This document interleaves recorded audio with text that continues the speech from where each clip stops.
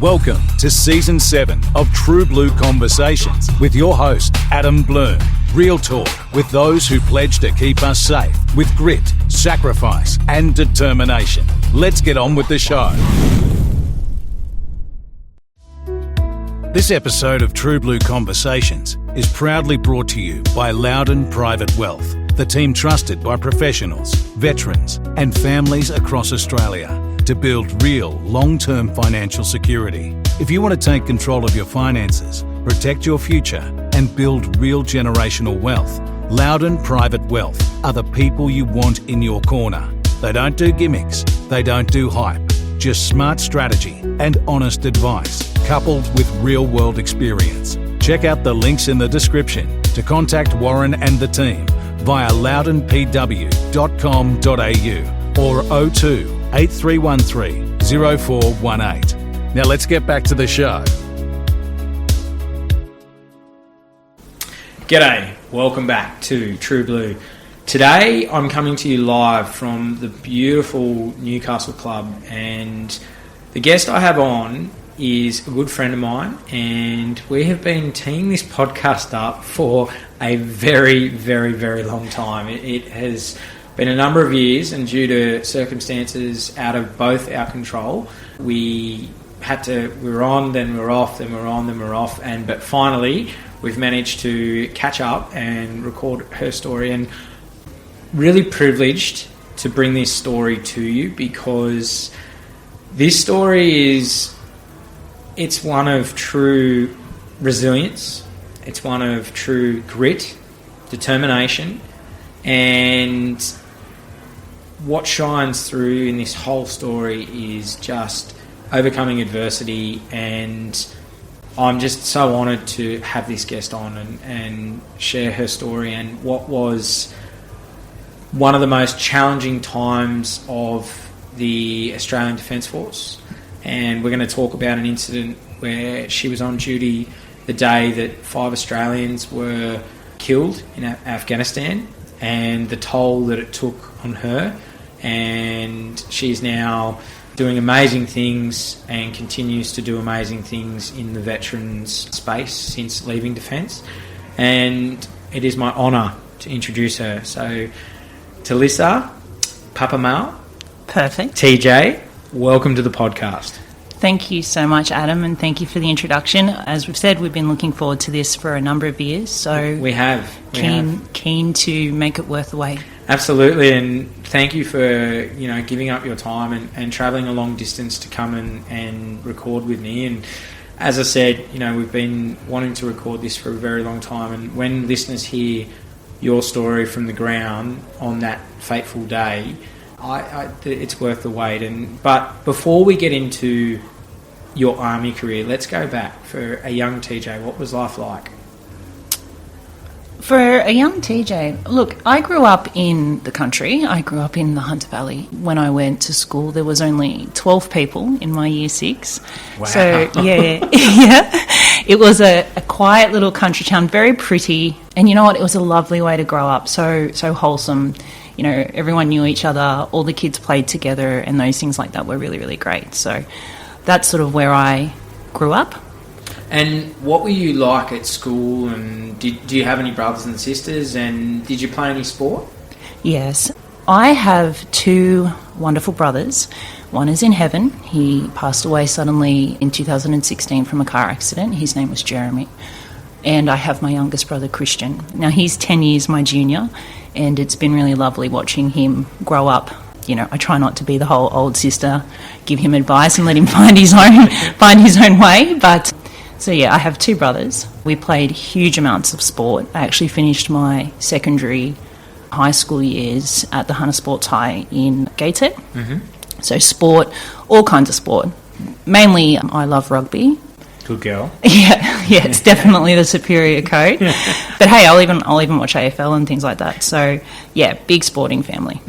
And you mentioned, your brother. You lost your brother, and that we'll get to that later on in the podcast. But that, with what you've gone through, would just that'd compile on you of what you've already done with your own PTS and from your service, and that would have been, and we'll talk about it later on, but that would have been a really challenging time of you going forward post leaving Defence. Yeah, 100%. It was, look, we were really close growing up, and one of the things I think about military service is, yes, of course, there's sacrifice, but there's one of the sacrifices that I think people don't talk about is sacrifice from your family, time, quality time, and you miss the birthdays, you miss the births, you miss all these things. And I joined the military, and I missed every single one of Jeremy's birthdays, and I know it used to really upset him. You couldn't get the time off. And I left the military in 2015, the end of 2015, and I was on track to spend his birthday with him in November of 2016, and he died in September of 2016, so not even a year out of leaving. Yeah, it was exceptionally difficult. It took me a really long time to forgive myself. I felt a lot of guilt about that. I sort of thought being in the military, I was the one taking on the risk, and I'm the one, and everyone else is fine.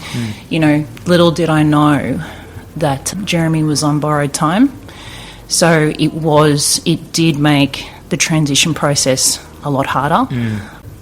And it's actually taken my family, all the way up until now. I think we're slowly starting to come back together as a family, which is really nice. And I want to highlight to the listener, and thank you for being so vulnerable there. I want to highlight that your separation from Defence was not by your choosing. It was you were medically discharged, and so you're dealing with that loss because, as we'll get into the story, and I've known you for a very long time now, that was all you ever wanted to do was serve in the military, and to have that taken away from you, that would be gut-wrenching in itself. Yeah. And then throw in the loss of your brother. Yeah, I can understand why you're in the hurt locker, and it's taken you until now to feel comfortable to share your story. And I thank you from the bottom of my heart, because I know how vulnerable, and I know how hard it is, because I've done it myself in my own story of writing my book. Yeah, and it's not an easy thing to come on and tell the world your story. And so, we're gonna talk more about your discharge a little bit later. But when you were young, where did the thought to join the military come from? And were you the first person in your family to serve in the military? No, I wasn't. I had my poppy. He was both in the Army and the Air Force. He also had brothers that were also servicemen. I think they went to the Korean War, was sort of that era. So no, I'm not the first. I'm the first of sort of the next or second generation though. Not any of the sort of children. I'm sort of the children's level. Look, when I was young, I didn't really know what I wanted to do. I just knew I was really compassionate when I was younger, and you still are. What are you talking about? You still are, PJ. I feel like life is hardening me. I'm trying to, let go of resentments and things, and sort of become more like I was. But I just knew I wanted to help people. I didn't really have much more specific other than I just wanted to help and give back to people. And so I guess I asked myself, well, what kind of people do I want to help? Do I want to help? And then, I guess the obvious choice to me, well, certainly at all my wisdom at 20 years old, right? So the obvious choice to me was, well, help people that serve the country. And so that was sort of the decision to start serving, yeah. And so you mentioned that you joined the Army at 20, which... bright-eyed, young, bushy-tailed. I know everything about life at 20, and you join up as a advanced medical technician, and you said that you wanted to help people. And did that come from like mid teenage years onwards that this is like to go down that path? Most people either go, I want to be a doctor, or I want to be a nurse, or a paramedic. What was it that drew? Was it your pop? Was it that your pop served, and that's what drew you to the army?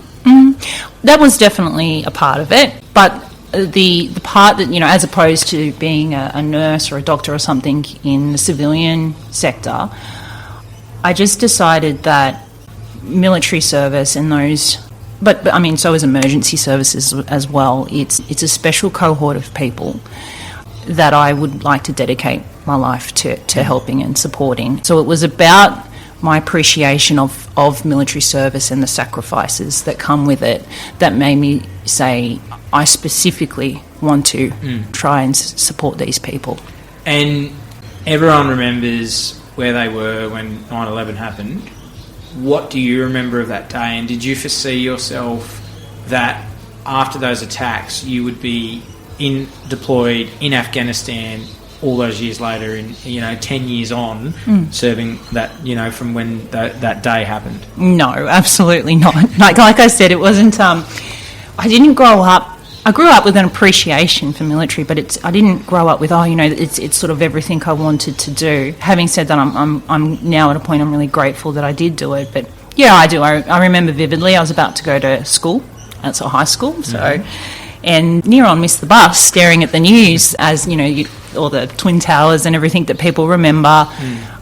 Yeah, it was very, very shocking at the time. And I think, the bus ride was sort of a bit more subdued than it might normally be. So, yeah. And was that another driving force, do you think, looking back now, that because what I remember of that day is seeing the helplessness. Like, and like I was 8 at the time. Yeah. And, seeing those innocent people, was that another driving factor to go, well, actually, I want to join, I want to be part of, something to help people, like looking back now? Yeah, I think the best thing about the service is, the ethos. It's about being part of something bigger than yourself. And I do think there's some, major world events, case in point, the September 11, that sort of really does inspire that in people. So, yeah, it did sort of occur at a time that was influential for me. Yeah, definitely. Yeah. And we're going to talk about that, being in Afghanistan down the track. And but take me back to, so you're 20 years old, early 2000s. The internet is, it's come in at this point, but talk me through, joining up, 1901, or how did you, talk me through the recruitment process back then? Oh, gosh, you're calling on the memory strings now. Yeah, so I enlisted in 2008, and it was the 1901. I actually initially started, enlisted and joined as a reservist. Okay. Yeah. I was working as sort of in admin at the School of Infantry Army Range, being a girl from the Hunter. And that's where I first met military people. It was the first weapon I ever shot was a 50 cal sniper rifle. Oh, wow. And now I sort of have had a unhealthy obsession with guns and things ever since. But yeah, I didn't know. It was so amazing. They sort of helped me. They helped walk it onto the target. And so I got to see some of their exercises, and that was my first exposure, I guess, before I'd even joined. Then I was like, I'm going to go in as a reservist, because I still really wanted to be a part of the training area, like range work.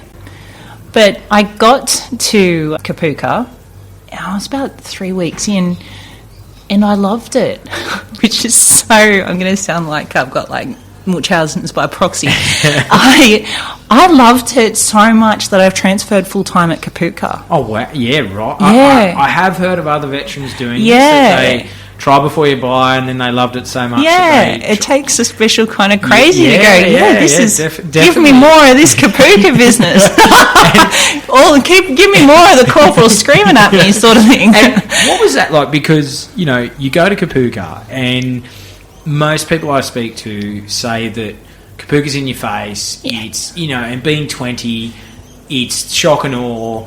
And you're one of the weird ones. I'm going to say this, that you loved it, because some go, I absolutely hated it and couldn't wait to get out of the place. Yeah. But you loved it, and I mean that with all respect, as you know. I don't say I mean that with all respect. And so back then, because political correctness didn't exist, 2008, you went through Kapuka. It was hard. It was tough. I'm guessing there's no shortcuts. I don't know what it's like today, but I think it'd be very different to being what it was in 2008. You go through, and so you knew straight away that's what you were going down the medical path. That was where you wanted to go. Yeah, I definitely wanted to be a medic. So, and with that, was yours 13 weeks or was it 6 weeks when you went through? It was 13, but I did 3 of those, and then... Oh, sorry, reservist. Yeah. The full time was 3 months. Oh, yeah. right. Okay. Yeah. And did they add your reservist time on? Oh, no. Oh, so you had to go back and... Oh, yeah. Oh, wow. Yeah. Oh, jeez. How was that? Back to the red tabs. Oh, yeah, I was going to say, your red, your yellow tabs. Oh, and, yeah. Right. So And... Geez, that sucks that they couldn't just go, oh, what, prior learning? Like, recognise prior learning? Like, maybe these days they do, but no. Right. So, right. And you do that, and you do your 13 weeks, and then do you bring the family down to see you march out? And was that a proud moment, looking back now? It was super proud. And I had my grandfather there, who was a serviceman, obviously, and it was super proud to see him there. I actually went on to win Most Outstanding Soldier. Oh, wow. That's, well, yes. I'm that kind of psycho that loved it enough. I was like, everyone used to bleed green and all these sorts of things. I was, actually, to be honest, I was angry in my 20s. I was angry. And it was just a way that I could express that. Hopefully in a healthy way. Like, I've turned out all right now. You have, of course you have. No, But congratulations, that's a very proud honour to have. Thank you. You're the Most Outstanding Soldier. That's so you really did bleed green. Oh yes. I was, and then that I did have every intention of having a long career. Which we're going to get to that. And when we talk about the incidents that you were involved in when you're overseas, that's what I wanted to highlight at the start. It was not your deployment was not a normal deployment. It was a very intense deployment, as any deployment is overseas, especially in a war zone of Afghanistan or Iraq or anywhere that, but yours was in a different capacity, and we're going to talk about that later on in the podcast. So you march out, and where do you go and do your initial employment training? So you go to the Army School of Health, which is in Latchford Barracks, so sort of right near Albury, Wodonga area. And I was the last of the old way where you do 10 months of a BMAC, so basic medical attendance course. Then you go and do 12 months on the job training at a unit in Land Command, and then you have to come back to do your advanced before you're finished. I was the last way of training that, and certainly everything from then on went to an 18-month stint. They didn't go to the Land Command units for any on-the-job training. They just did the whole lot, the basic and then the advanced components in one go now. So do you feel that you actually got the better way of doing it, or do you think it's better the way it is now?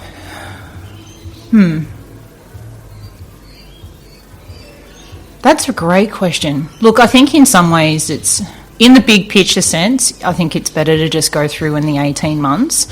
I guess you've then got a bit to learn once you get to, the real army and all the units. And by that point, you've been in the army for 2 years, and you're only just getting to, your first unit. So I just think it tends to mean it's a faster process by doing it in an 18-month stint as opposed to. But I think too, what you miss is you actually got to a unit, and then you came back as.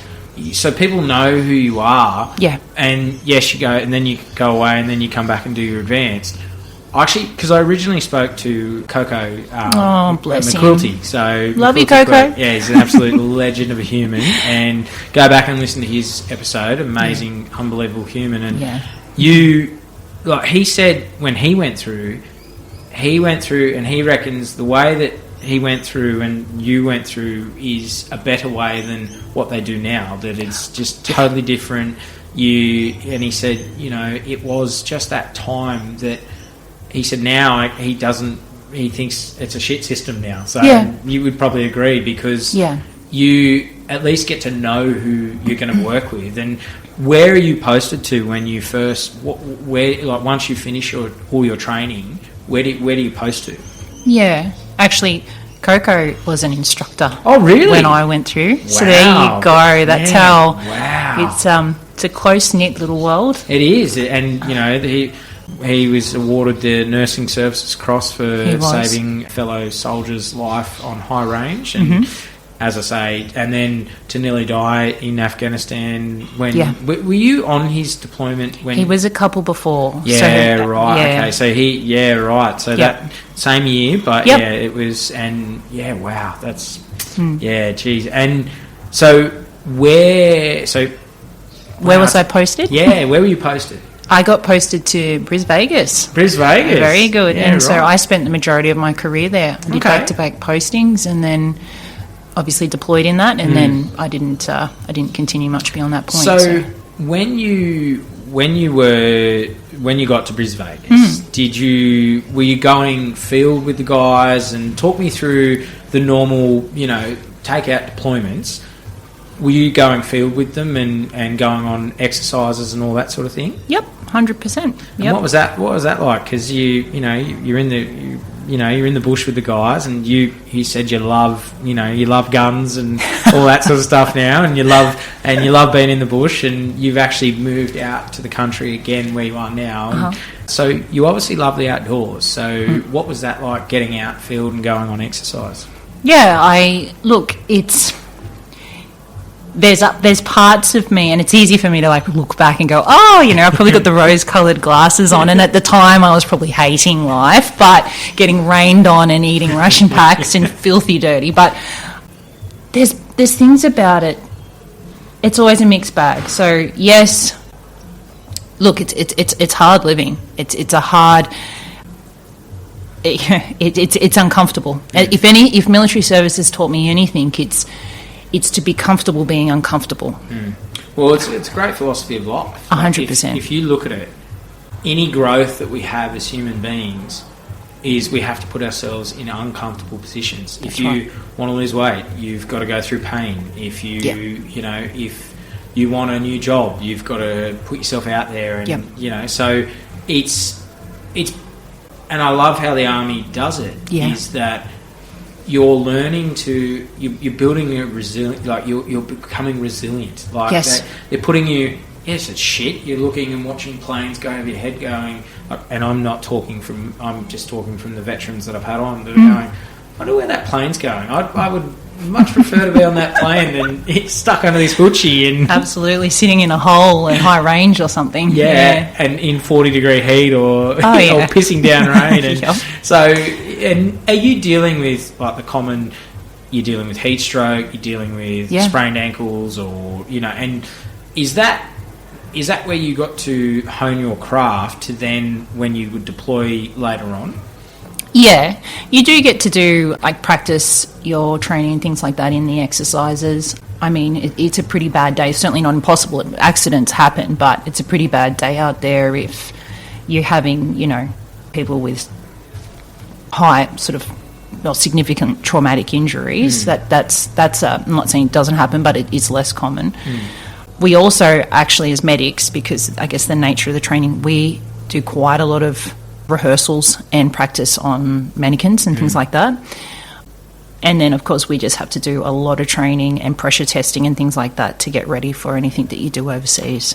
And with that training, do you feel, because you're one of, I think, maybe 6 or 7 now medics and medical people that I've had on, are you all this training and what would come, if you had a crystal ball of what was going to happen on your deployment, does that, there's only so much, and I know this myself, being a fiery, there's only so much practice that you can do without testing yourself with the real thing. Yes.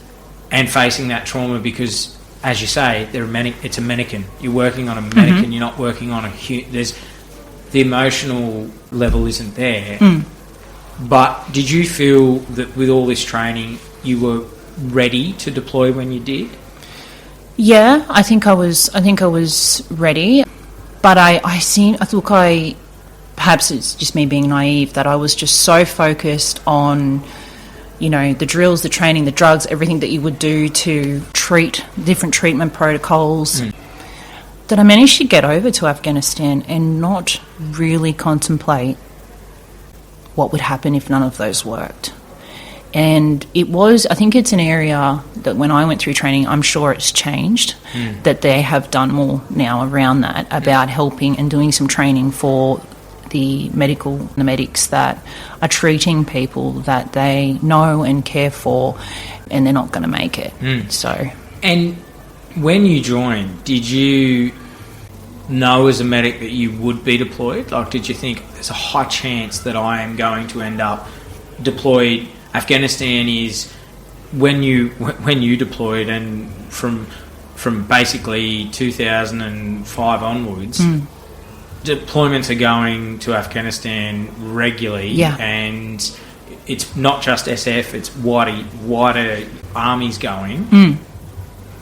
It must have been in the back of your mind, there's a high chance that I'm going to end up in Afghanistan, and that came up. And what was that like, and were you attached to battalions, or were you or how did you get over to Afghanistan? Yeah, I got attached to 3RAR.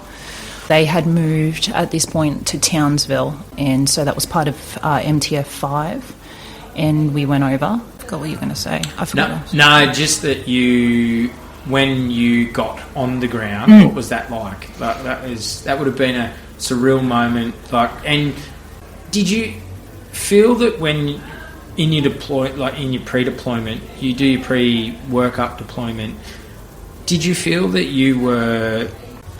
there would be a chance that you could be killed over there? And did that thought cross your mind? Because how old are you at that point when you deployed into Afghanistan? I was 24. Yeah, so 24. Still a kid. Yeah, still a kid. Like, looking at that, and how are you? How was your family when you said, "Oh, by the way, I'm." It's on the news, I'm deploying over there, probably the most dangerous place in the world at that time. Did that thought cross your mind that, hey, I might not come back from this? Yeah, it did. I think every veteran that's about to deploy, should reflect on that at some point. And I mean, things like that, you have to have a will. So yes. It's one of those, I think it was when I was completing the will before I could deploy, it was a time where I reflected on that. But you were saying about, did I think it was likely to deploy to Afghanistan? Yeah, I mean, you're right, from 2005 through to 2020, maybe? 21. Yeah. But, it wasn't, we had Timor, Iraq and Afghanistan. So it was such a high tempo. Hugely sort of high tempo and operational environment during those periods. So anyone that I think went through Kapooka, anyone that did the training, everything was geared around getting you ready to go to war. Well, as we record this, and I read through your, what you sent through to me with your notes, when you deployed, you were involved in and treated and attended 7 Australians killed in action, 33 wounded in action, and you provided primary health and emergency care to a vast number of coalition Australian Federal Police, contractors, Afghan National Army, and Afghan police and local nations. TJ, that is a lot, as I said, in that deployment. And now this is where I want to highlight too, this is where the biggest toll of your post-traumatic stress came from. And we're going to mention the incident later on. And I want to talk about this too, because during that deployment, and I want to highlight this too, the operational demand was so high that you did over 170 days in deployment with only 1.5 days off in that time. Yeah. TJ, that's nuts. That is just... How do you look back now and reflect, you know, for me to say those, like, all that information, that is just insane. Like, and burnout, but at the time, are you just in the moment doing your job? Yeah, I think that's a huge part of it. I think you go into, you know, fight and flight survival mode, and you are kind of just running on autopilot is a big part. Look, if this is not okay, but look, the deployment was, well, one, we were slightly short-staffed, so normally we would have one extra medic, so we were actually already one down. That was part of the reason why we had such extensive work on. And, you know, I guess the biggest thing was it didn't matter what came through the door or whether or not you knew that person or whether or not, you know, you were grieving. Because you were so busy, you sort of just said, look, I'm not going to deal with it. I'm going to put it on the shelf. Compartmentalize and I'm going to come back to it later, because you need to really have your faculties with you. And if you allowed yourself to get overly emotional and then you weren't able to do your job or you couldn't do the drills or something, it's sort of the thing that you would never forgive yourself for. It's just, and so I didn't really process any of it. But so even on like some of the really, really significant incidences that happened, we had to front up and get to work the next day. There was no time off because there was no one to replace us. So there was all of that. But to be honest, I was drinking insane amounts of caffeine, using the pseudoephedrine in the drugstore, in the medics to get by. I guess I think I was symptomatic of post-traumatic stress early in the piece. Pretty much the first Australian casualty was Sergeant Blaine Diddams on the 2nd of July. I know his sister very well. She's a good friend of mine. Yeah, so he was the first casualty I ever saw. We cracked his chest. And look, I just couldn't sleep because you can't switch off. And so, yeah, I did. I got into quite a cycle of trying to stay awake, trying to stay vigilant while getting through what felt like a lifetime, but was only really 6 months. And that's what I mean. Like, it is, when I've known you for a long time now, and when I read through your notes, and when we first chatted and you told me, like, 170 days and 1.5 days, that was it. Like, that's not normal. It's, and as you say, Blaine was the first person you ever, and as I said, earlier on in the chat, you're dealing with mannequins, now you're dealing with the real, and you're dealing with an Australian soldier that, this is a fellow countryman, this is, and you're seeing this trauma, but you're compartmentalising that trauma. Because Blaine was a long wind of, it was Blaine, then it just led into the next Aussie killed, the next Aussie killed. And, because when you deployed, 2012 was or 11-12 was just, it seemed to be, especially from a civilian, we were turning on the TV and another death in Afghanistan, another death in Afghanistan. And so you're compartmentalising that, and, as you say, and you said it, you having caffeine and pseudoephedrine to keep you awake.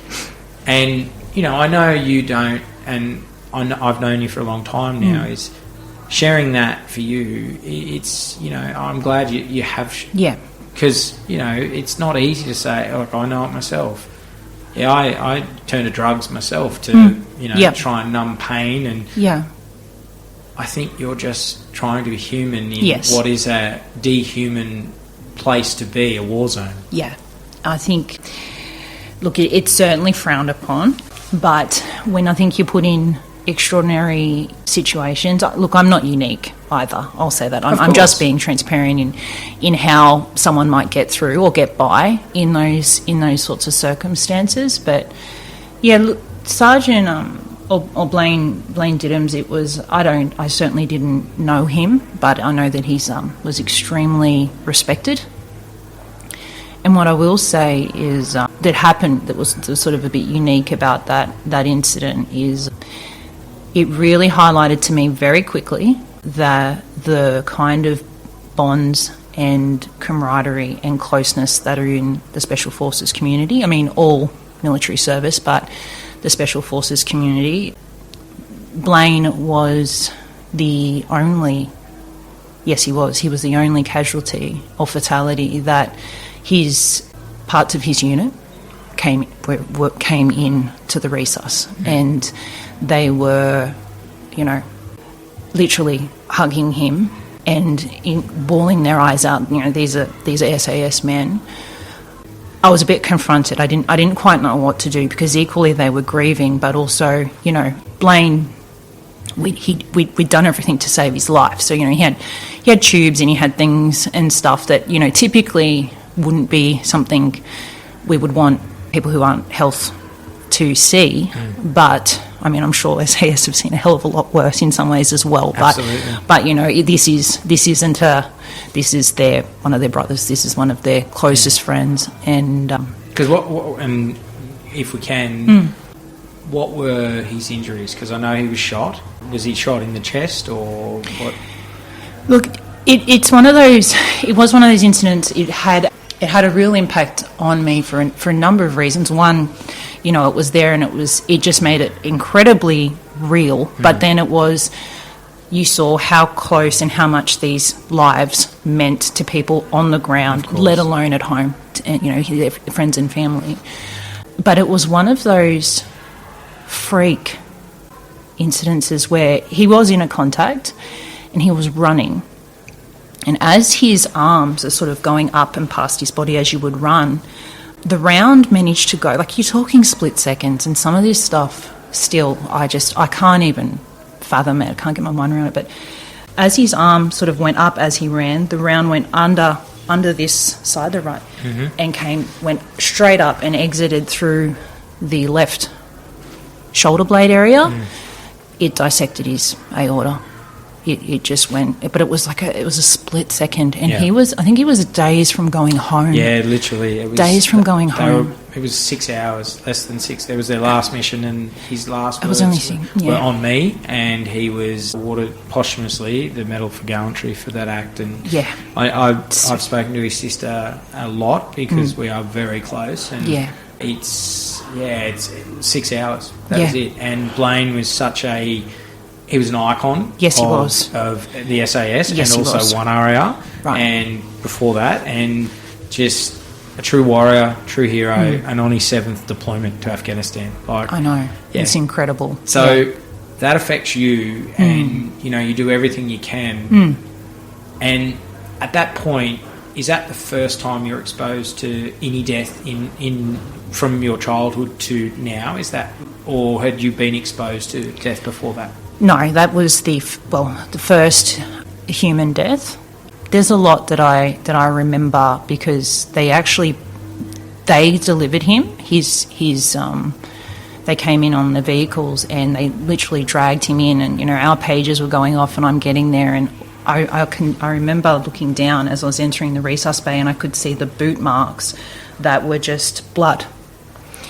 And then I came in, and obviously Blaine was on the table, and he was the first it's called an open thoracotomy, where we cracked the chest open. He was the first I'd ever seen, like from the clinical side, but certainly the first person who had died and died a traumatic death, because they're very different. It's not grandma falling asleep in her, and lived a long. They are violent deaths. And that plays, so for you are there to triage, obviously do everything you humanly possibly can to try and get Blaine back, and unfortunately he passes. you see his team that are just distraught. Yeah. And being in this period, do you, because you guys are so busy, do you go to the ramp service as well? Are you guys like you are there to see off another soldier? And yes. This wouldn't be the last ramp service that you would go to, but you remember all of them, as I know, because you and I have spoken a lot. And what was that like, being at the ramp service and seeing every single person lined up to farewell this soldier and send them home? Look, I think you have quite mixed feelings. I think the more, as a medic, I guess the more you see the impact of the loss, because you'll have varying degrees of personal closeness to the casualties, but the more that you see it, the more, I guess, you feel a sense of pressure. You feel a sense of guilt. Sometimes you just really want to, you just go back and you put a hell of a lot of, just make sure you, for your own, sanity, to try and make sure you have done everything and left no stone unturned. So if anything, it was just, a baptism by fire, you could say. Literally. I was like, oh no, we're here. And, yeah. In that too, do you feel a sense when you're you're in country, and when you lose, you do everything humanly possible to bring them back? Do you feel a sense of hopelessness too?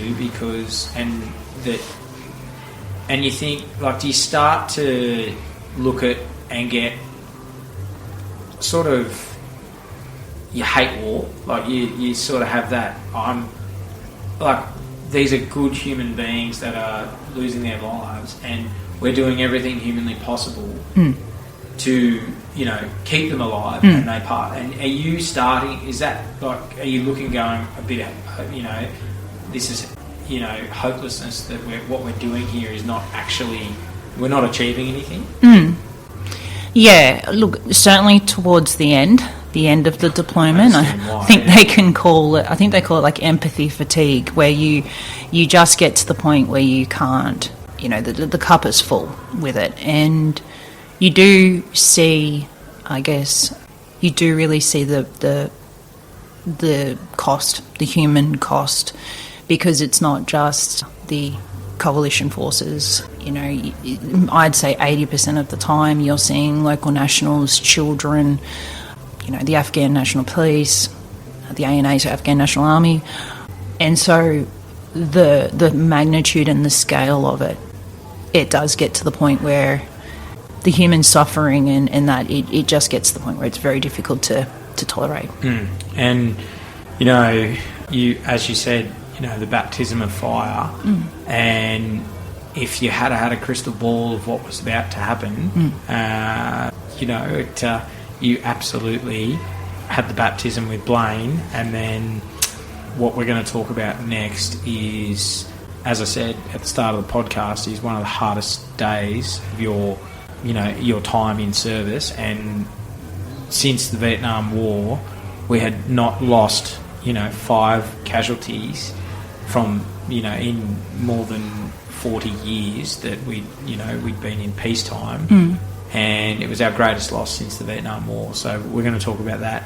So, TJ, you lose Blaine, and then an incident that rocks you to your core and really affects you is you treat Kiwi, Curtis McGrath, previous guest on the podcast. And what do you remember of that day when Kiwi was brought into you and you cared for Kiwi?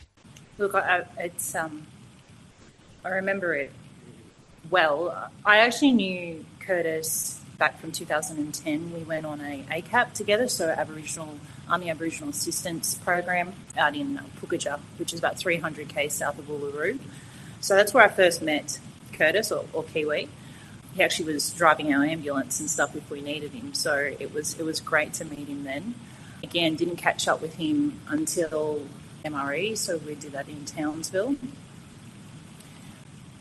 Look, I remember some things, and you hear some of these stories and they just seem they're pretty extreme. They're pretty hard to get your head around how some things, like the synchronicities and stuff that can happen. But I remember vividly, actually, I was running some training with the boys for the MRE, because the combat first aiders, one of which, of course, was Kiwi, because he will speak about the fact that he sort of directed people to treat him when he was injured.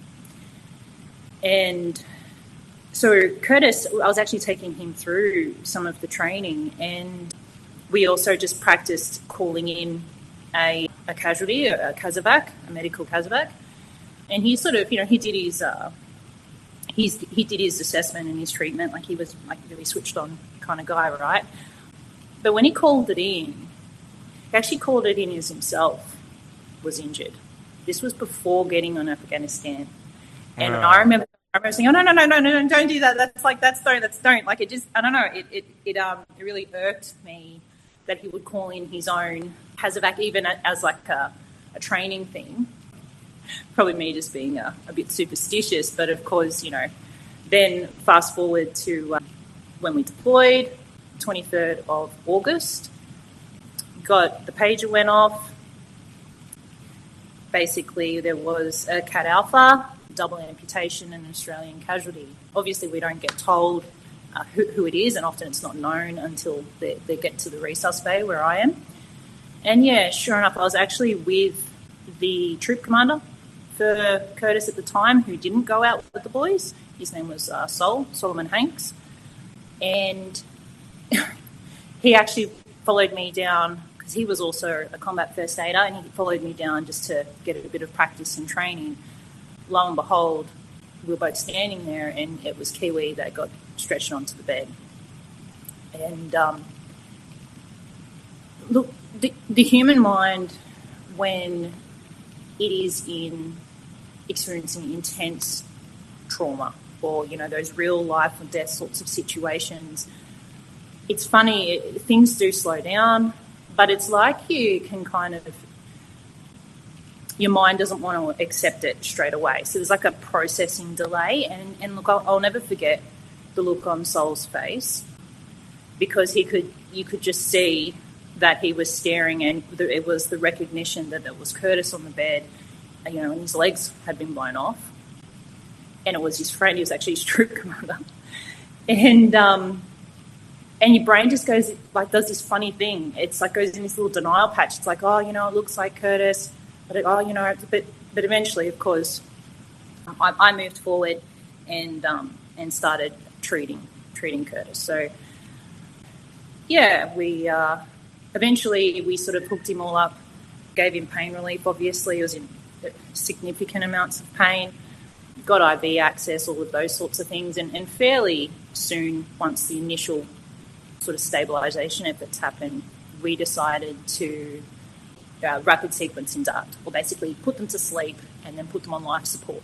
And because that would be what he would need to do to be casevaced back to Kandahar, and then eventually Germany he went to after that. And look, once, to me, yeah, you do all your drills and you treat them casualties to the best of your ability. But for me, in healthcare, in true healthcare, there becomes a time where you go from treating the body, right, to treating the human and treating the life. And I realised, he would have come in. He was in and out of consciousness. He did know I was there. I was talking to him. But just before we decided, like, we were going to put him to sleep and put him on life support, I reached down and I decided to hold his hand, because I didn't want him to lose his consciousness and not know that someone who really cared for him was there. And I just held his hand, because everything I needed to do was done. And I was just telling him, Kiwi, you're going to be all right. We're going to put you to sleep now. It's all right, blah, blah, blah.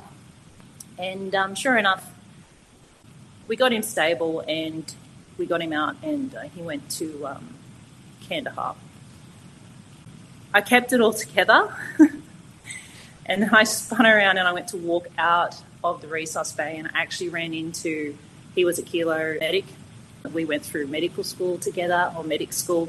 Ben Davern, and just seeing him just tipped it off again, because I think you try to emotionally disassociate yourself because you want to try and be focused on the job, right? It's not a time to be grieving, so per se. It's a time to Kiwi was really, really depending on us. And I always wondered if you remembered or if it made an impact. I'm not just talking about, the physical body and the, the injuries. I'm talking about to the person and to the soul. And once we got back from the deployment, we had a deployment ball, and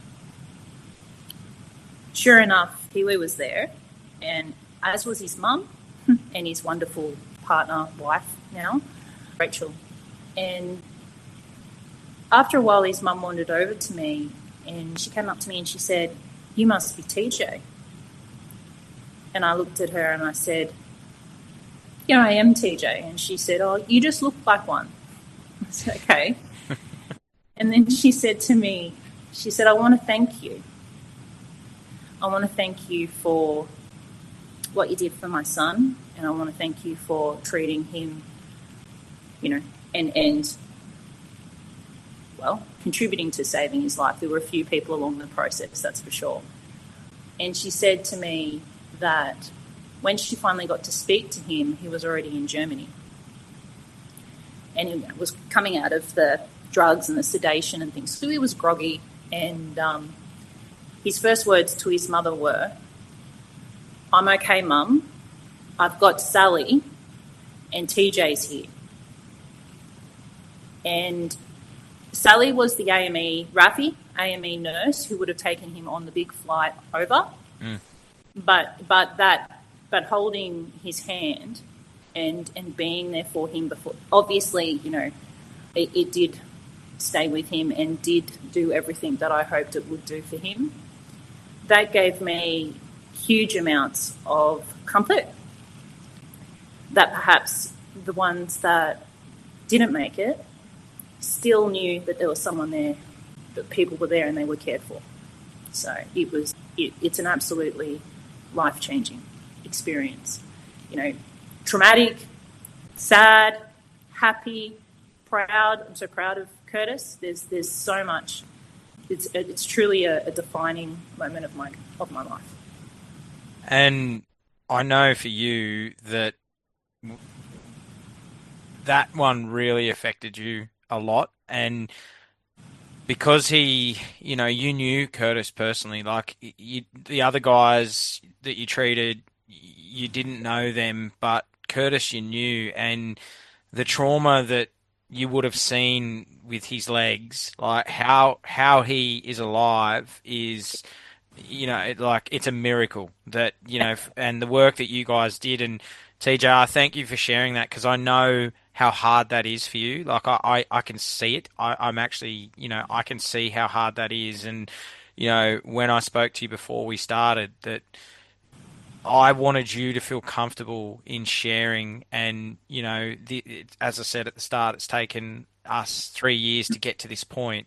And I thank you for showing your vulnerability. And I really, from me to you, I'm just want to give you a big hug and just say, thank you for, because it is, that's trauma that is building, and that's only as it's the start of your deployment. Like, we've lost Blaine. Now you've had Kiwi, and that's that's traumatic in itself, but we're not done yet. We're not done by a long shot. And only a few days after Kiwi, you're treating Kiwi, on the 29th of August, a critical incident involving a green on blue, whereby an Afghani soldier who sympathised with the local Taliban Hekmatullah, piece of shit, I'll say that, piece of shit, discharged an AK-47 magazine into a group of unexpecting and unprotected Australians, and 3 of them were tragically killed, and you were part of their trying to save them. Talk me through this day. TJ, a day that you'll never forget. Sure. Look, yeah, you're right. It was about a week to the day that Curtis had been injured, and the same sort of thing. The pager went off, and so I headed down, and yeah, it was just said three Cat Alphas and one Bravo actually. So down I went, and yeah, there was gunshot wounds and things like that. Yeah, when we got there, we just basically got ready, and the casualties started coming in. Milo, he came in and was put straight on one of the beds. He was having sort of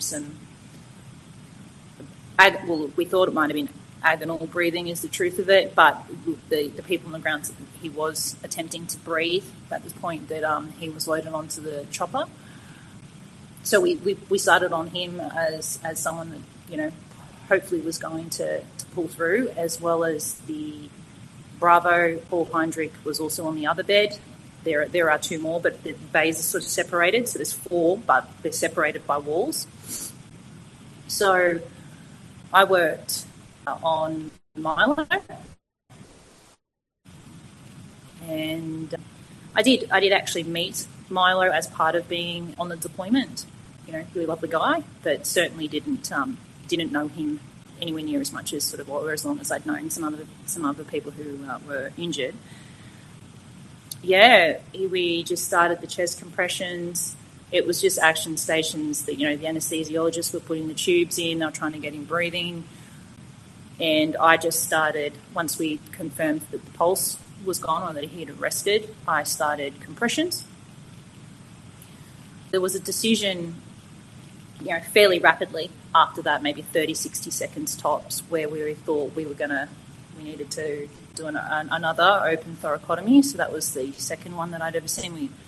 We cracked his chest, and yeah, look, obviously when people are injured and they're hemorrhaging internally, if you then open that cavity, you know, so you know, blood started going everywhere.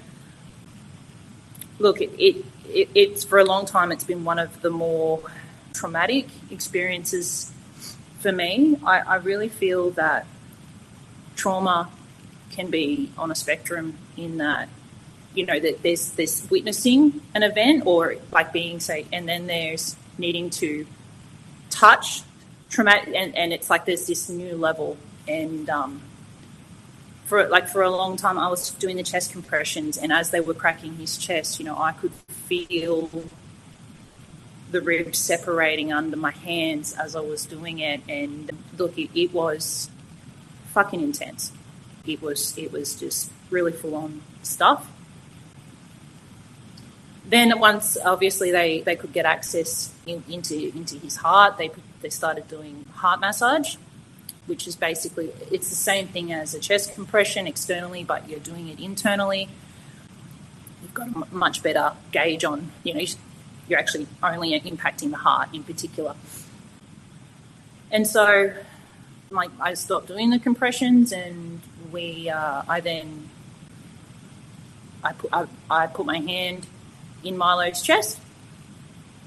I held his heart and attempted to do internal heart massage. You could feel, though, that there was serious kinetic injury to certain parts of the heart. And, you know, fairly soon after we'd realised that, it was called. But yeah, it's taken me a lot. It was probably had to do a lot of, I found EMDR in the end be quite helpful, but, you know, multiple times sessions, and also over years as well, different, you know. But yeah, that was Milo. Obviously Poate and Sapper James. I've got myself a bit triggered, so I've just forgotten his freaking name. Martin? Was it James Martin? Yeah, I'm so sorry. No, it does. It happens sometimes. You just lose the words. Yeah, obviously they were in the other side. But again, much of their injuries, there was another headshot wound and another chest wound, and unfortunately they were fatal. Once we'd sort of called Milo, I then went over to Paul Heinrich, actually, who was the Bravo, and loved Paul to death. Paul went, well, he's a Ramey guy, a vehicle mechanic, I'm pretty sure. I hope I got that right. And so we went through like IET's training together. I was there at the School of Health becoming a medic, and he was doing his trade. That's where I first met Paul. And look, I was so happy. He pulled through.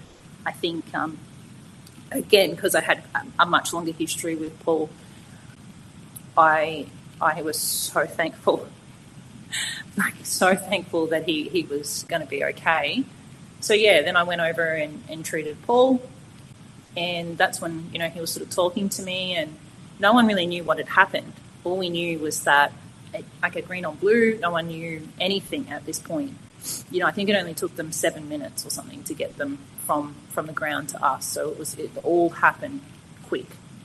And it needs to happen quick.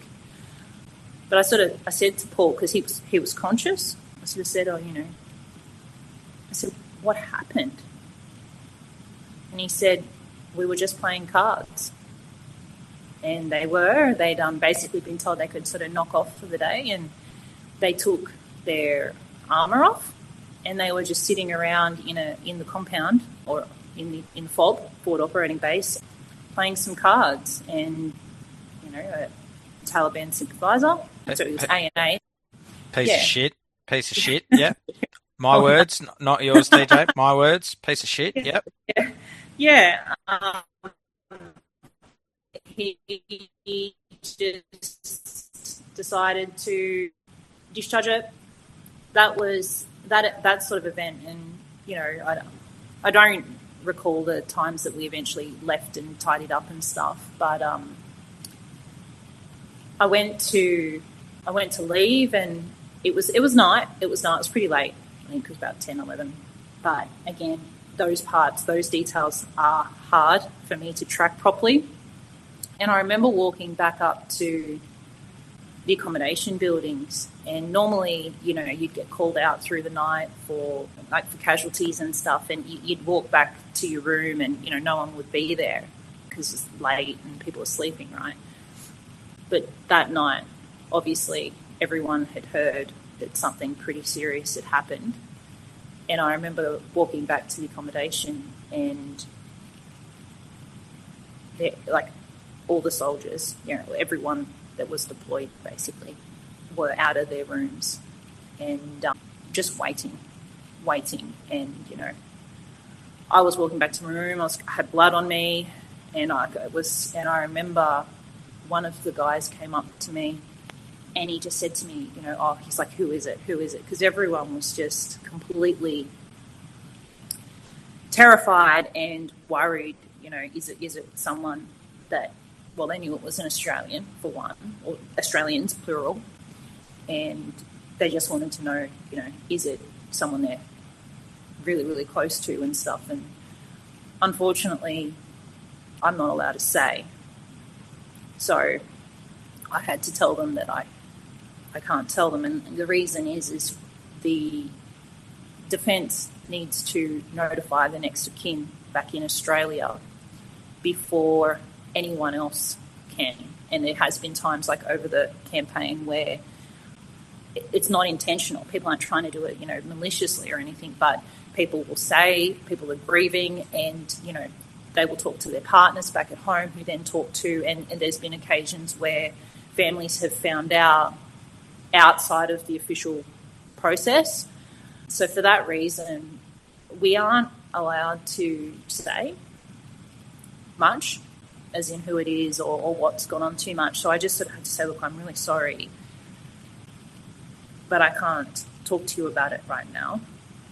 But look, fairly shortly after, the officers and stuff came and made the announcements, and I just remember people, I remember blokes just falling to the ground, grieving, and bawling their eyes out. And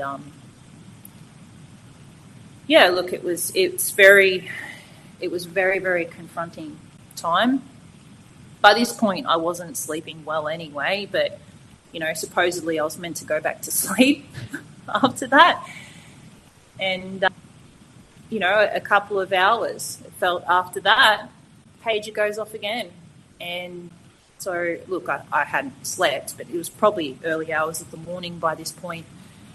Got back up and went back down because it said that there had been a Black Hawk crash and that there were another 2 Cat Alpha fatalities, or basically Cat Alphas, and we needed to get down and attempt to do what we could. And they were Merv and Nathaniel from 2 Commando, the special ops guys, because once they'd heard that, like the SOCOM, once they'd heard that there was a green on blue, their operations ramped up pretty quickly to try and track this person down. So, they had lots of birds in the air and things trying to look for this perpetrator, really. And so, I guess, connected to that, there was then accidents, and it resulted in the Black Hawk crash.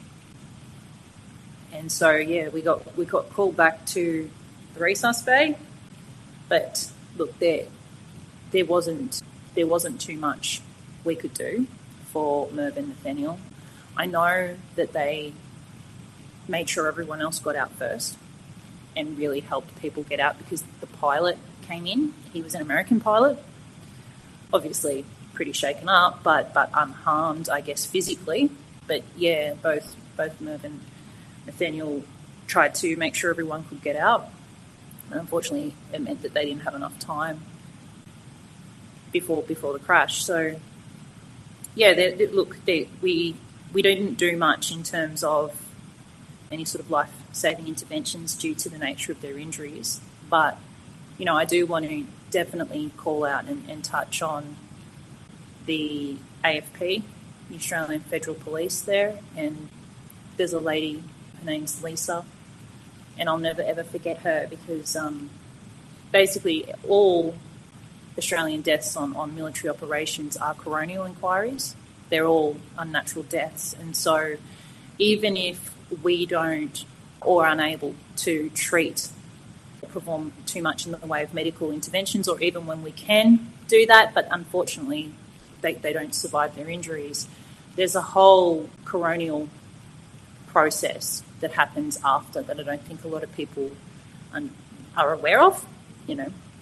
Things like x-rays are taken, need to make sure that there's no unexploded ordnance and the weapons are removed from the body, because it's been over the 20-year campaign, there were instances where bodies were sent back with unexploded ordnances and weapons and other bits and pieces still on them. So there's that whole process. There's an x-ray process, there's forensic photography, things like that. So there's a whole process that goes with that, which I don't think a lot of people are aware of. So those people do an incredible job. TJ, I'm just pausing for a minute because you've just had a heavy period of trauma, and we've lost, Australia suffers our greatest loss in 24-hour period. 5 Australian soldiers are lost, and that's our biggest loss of casualties since the Vietnam War. You're dealing with all this trauma. You've only a week earlier been, dealing with Kiwi, and then I didn't know that you knew the Cat B guy, so you're dealing with your mate as well. How are you still standing? Like, at that point of the deployment, and we're still not finished yet. There's still another KIA that you deal with on your deployment. How are you standing? Like, I honestly, like, with all this trauma, TJ, I'd be on the floor with my hands in my knees, my hands and like in the fetal position. How are you standing? Yeah, look, it was. I think it's to do with how much I love my corps. I love medics, and it's, I really subscribe to things like, so that others may live. And I am there as difficult as it was, and as much as it has, changed me, and it is now a process of sort of actively managing the aftermath. That was my job to do that, and I just was unwilling to feel as though I let these people down, as much as because it could be worse, I guess. It could have been them. So I'm not saying it didn't have a very significant impact on me. And look, I think it got worse as I got home, because I was just sort of stuck in the fight and flight mode, and I'm completely disassociated. And yeah, I guess that's what got me through. Believe it or not, that, and believe it or not, really good friends there.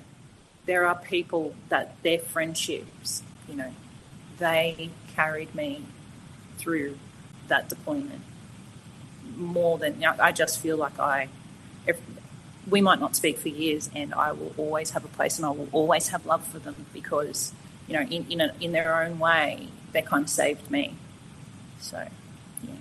And, you line up for the ramp service, of all the guys, and, 5, and there's people, civilian listeners, go out and type in, you can see the ramp. It's like, these photos are up there, and it's one of the most iconic.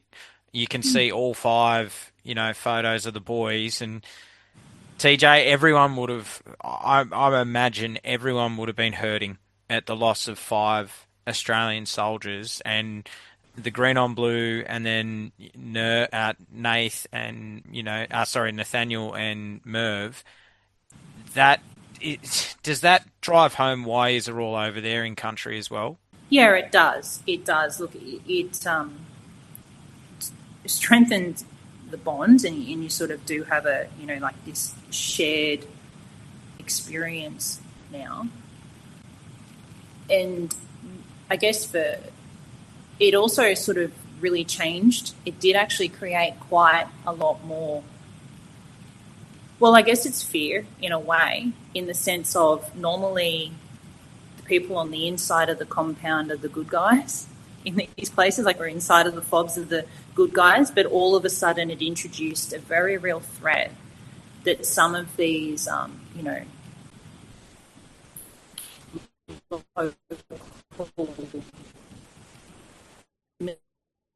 militaries or police forces, or it had a pretty big impact on sort of all of a sudden, I guess people were painfully aware that just because that it's not, you might not be as safe as you think. So I think that was a huge change before and after, for sure. We just lost you there, TJ. So for a bit, we lost what you just technology. Don't you love it? What was that last thing that you just said? That's a great question. It was something about that there was a real fear of being inside, and that this that had happened, and that you got the risk it felt higher. Yeah, 100%. That's exactly what it sort of it shifted everyone's. All of a sudden, you think that, the bad guys are supposed to be on the outside of the wire, not the inside, and it did change the entire dynamic, I feel, of the deployment, and people became a lot more hypervigilant and concerned, I guess, and aware of their surroundings no matter where they were.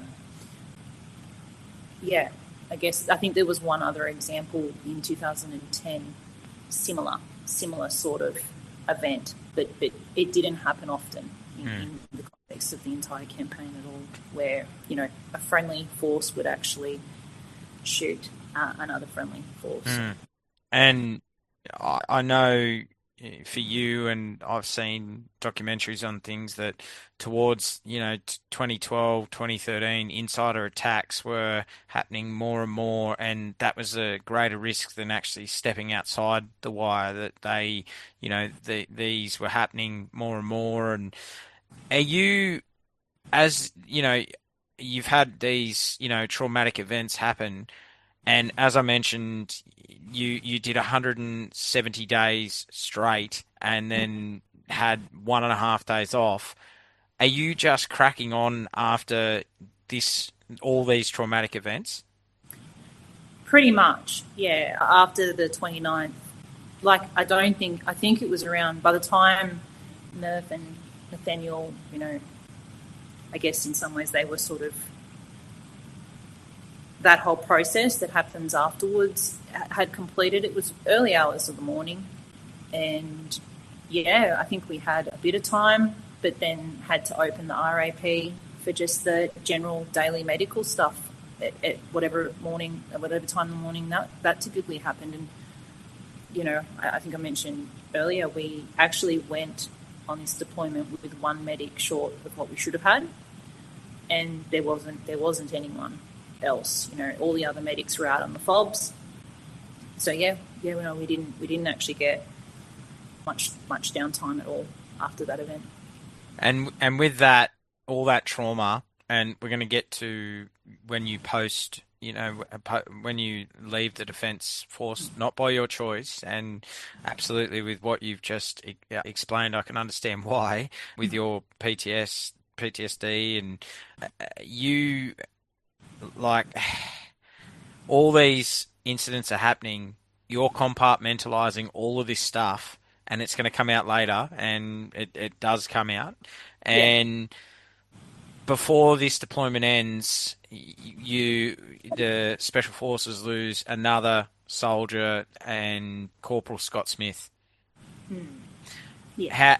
How was this, another loss? And for you you must have just been thinking, far out, is this all it's going to be? Is just I've seen 7 Aussie soldiers killed in my time over here. Talk me through that day.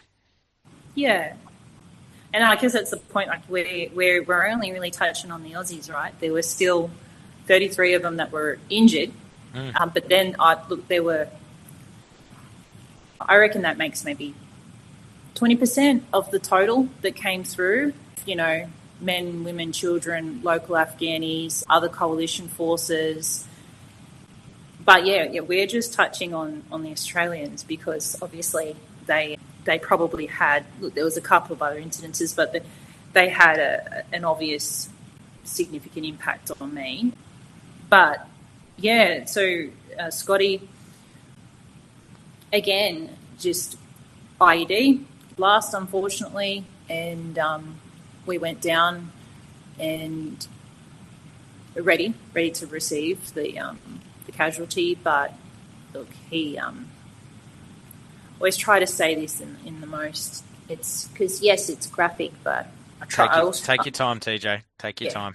I'm cognizant that these are also people, and I certainly don't want to sound like I'm disrespectful when I'm describing their injuries. But look, there wasn't much left, I guess is the easiest way. I know a medic. It was the same medic who was with me or saw me after Kiwi, and Ben Davern. He was out there, and I know that he was very close with Scotty and needed to go around and pick up the pieces of his friend, and then basically got packaged up and sent to us again for the forensics, coronial bits and pieces that must be done. And I know that Ben then sort of sat on a mission with his friend, covered in what was left of his friend, for 3 days out with the SOCOM boys or Special Ops, and before he got back in and could wash any of it off and clean it up. And I know that losing Scotty had a huge impact on Ben, and of course all of the Special Forces community as well, and people that knew Scotty, was a sapper, so before he posted to SOA and things like that, which there were plenty of people there, and yeah. So I know one of my good friends, Ash Semmons, previous guest on the podcast, he went through and Scotty actually helped him with to get him over there because he was a Navy clearance diver and actually helped him. And Ash, they were very close and they actually caught up a couple of weeks because Ash was blown up in an IED and caught up with Scotty before explaining. And like he said, Scotty was a gun and he's like, well, man, slow down. And he said he almost knew that when he heard it that he thought it's Scotty. And yeah, so people go back and listen to Ash's podcast. He talks about that day. And TJ, you did really well explaining that because I know Hesto, his platoon commander, said, he explains it really well as well and said that, Scotty was blown into a million pieces. And, that as graphic as that is, that's the reality of war. And, I know, thank you for, and for what Ben did that day, and for what when you received Scotty and the care that there's nothing you can do, but the care you showed for Scotty, it's, it's tragic. Like these are the, a non-metal IED was what Scotty triggered, and so it's these are all sad, and it's this is why we do the podcast, TJ, to remember all these guys, and and I thank you for sharing that because I know how much it has affected you, and I'm trying to give you so much like love and support because we've spoken about this and had lengthy conversations in how we were going to approach what is one of the hardest periods, I think, and you mentioned at the start of the podcast, your brother, like that, we got to get to that yet as well, the loss of your brother. And that's, all these things are happening. You finish the deployment, you come home, and did you feel straight away after you got back to Australia that you weren't right? Oh, I knew I wasn't right. Look, I think once Curtis happened, that definitely put a massive dent in the armour. I wasn't sleeping, and I'd just lay in bed and stare at the ceiling and just it was like a movie scene of what I had seen for the day or the week just play over and over and over again. So I knew that I wasn't going so well. But certainly by the time I got home, and there's some stuff around that post-traumatic stress, it's adaptive while you're in the environment, and it will actually help improve your survivability when you're in the war zone. But it becomes maladaptive or not well adjusted when you are no longer in the war zone. So yeah, once I got home, things just started getting quite a lot worse. But I didn't actually know that it was PTSD. I didn't know. And look, it's funny because you're not always consciously aware of it, I guess, the nature of what the condition is. But I'm sure to so many other people, it was very obvious how unwell I was. In fact, I saw he's easily my longest friend. We've been friends for 2 decades, and we still keep in touch. Actually, we spoke on the phone earlier today, Dunks, and he actually came to me. I was actually in the hospital on base, and he said, "You were fucked," but I have no recollection that he was. And he's still one of my closest friends. Zero recollection that he came. And like to this day, he says, "You sure you don't?" I said, "No, I don't remember you." The human brain does some incredible things to try and protect itself. There was another person, a lady, she was a doctor, Ellie Green. I ran into her in Holsworthy. This was, again, after the deployment, not too long. And we'd spoken a bit on on social media and things. And anyway, I saw Ellie and I came up and I said, "Oh, you should put my hand." I was like, "Oh, it's really great to meet you," and blah blah blah. And anyway, she sort of, she looked at me a bit funny, but she was polite. And then, we had our initial chat, and then I said, as I was sort of going, anyway, it was great to meet Ellie. And she said to me, TJ, she said, "I was overseas with you." Now, she was technically a short. She was there as what they call the FET, Force Extraction Team. So she was over there for like maybe a couple of months. And I just sort of stared at her. I was so embarrassed. And she said to me, "We actually treated the guy who had the ear thing and blah, blah, blah." And then as she was talking through it, I could kind of piece it together, but it was vague. It was vague. And so I guess all I'm trying to say is that I don't know if I even had much faculties left to know how bad I was going. But to be honest, and, the string of broken relationships I've left behind over the years, I probably wasn't going very well, no. Yeah. But what that highlights to me, TJ, is you're human, and like what you have faced in a 6-month period, some people don't face that in their lifetime. You've had 7 Australian deaths, as you mentioned, not to count the Afghan children, the civilian population, the other, the Afghani police, and you had 33 wounded, TJ. That, to me, shows that you're human. I'd be a bit worried, TJ, if you weren't affected, like if you were just a robot. Like, I'd be really worried going, TJ, are you a psychopath? Like, yeah. Well, okay. No, we know I'm not a psychopath. No. We know that, but that's I get. That's a natural reaction to trauma. You shutting, and like I've done over 160 podcasts now, and I've spoken to so many veterans, first responders who have had trauma and have dealt with trauma, and what you're explaining to me is exactly what they're saying in the same way, that you react. That's a normal reaction. Yeah. Okay. Well, it's good to know, but when it happens to you, it's really embarrassing. Actually, when it happens, it's of quite course confronting. But yeah, it's good to know that there are others out there that definitely have had similar experience.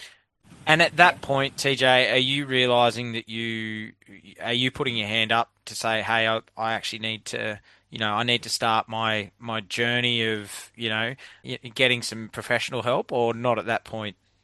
No. Come on. Are you medical people? You medical? No, I drove that train for another 2 years.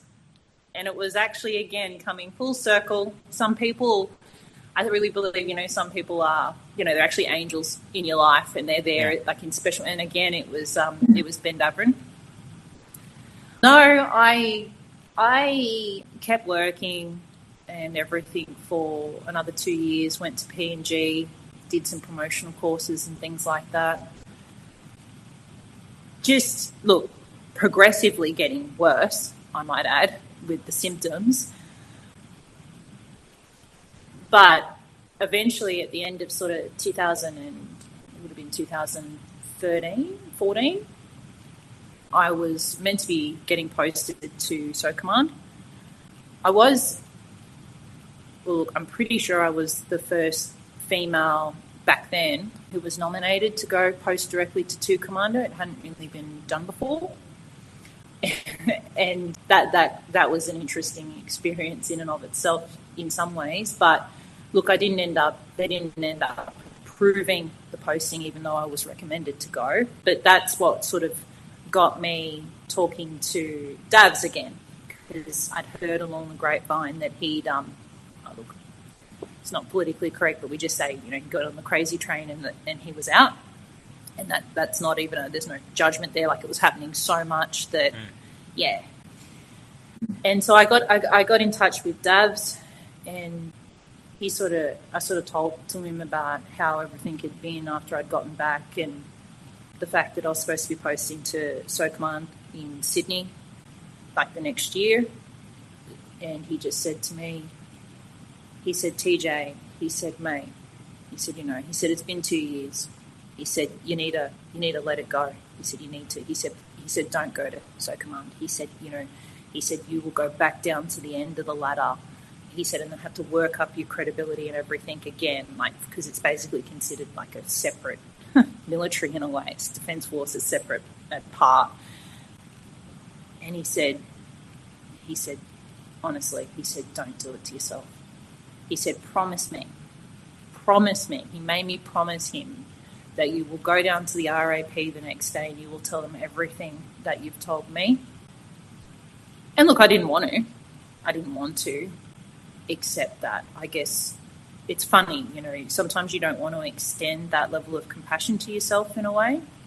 And I really wasn't ready, but there are some people that you meet when you in life, but particularly in, the military, and particularly when you go to war, that you would trust with your life. You will trust them blindly. You will listen to them even when you don't want to like what they're saying. And so I just did what he promised me to do. And I went to the RAP the next day, and I never worked again. Never worked another day. They basically downgraded me from there and started the process of a medical transition. And before we talk about that medical transition, I want to touch on that there's something that you left out that I really want to highlight to the listener. So you were part of the Combat Medical Attendant Pilot course in Papua New Guinea. And that was talk me through this. Yeah, it's a nice way to finish. It was probably my favourite gig from the whole time. It was very rewarding. I went in 2014, and I was involved in training the PNG Defence Force. They were standing up the medical corps. So the medical corps got retrenched in the Bougainville crisis. So for the first time, they were actually starting to then bring in medics back into the Defence Force. And I got to go there and work with the PNG Defence Force and train those medics, baby medics. And, yeah, super, super rewarding. Easily, like, one of the best gigs I ever did. Look, there was some confronting stuff that would happen. We got to go out into much of PNG, into their healthcare system, into their hospital systems, and to help, do sort of training and get experience up for the medics we were trying to train. So there was some great things from a clinical sort of perspective, but really, really rewarding, really positive and rewarding experience for me. And I think that highlights, that it's that other side of what, you went to a war zone, and 100%. Then now you're going to a peace, it's sort of humanitarian sort of role that you're actually giving back. And, after what you'd experienced in 2012, this, as you say, this is the humanitarian side of, building capabilities. 100%. And I think I delivered 4 or 5 babies when we went, because we brought them into the maternity ward to do the training. And so that was a privilege. I've gotten to bring life into this world and be there in the end. So that is definitely the very broad range of life as a medic, and it's great. Yeah, and now, TJ, this is where we talk about your medical separation. And at the start of the podcast, you said, you wanted to be in for life. That was your goal. You wanted to, you saw yourself as a medic for life. Yeah. And it comes to an abrupt end, and not by your choosing. And talk me through your medical separation, because, you're already struggling, and then you lose your purpose, you lose your identity. How hard was this next period post-defence for you?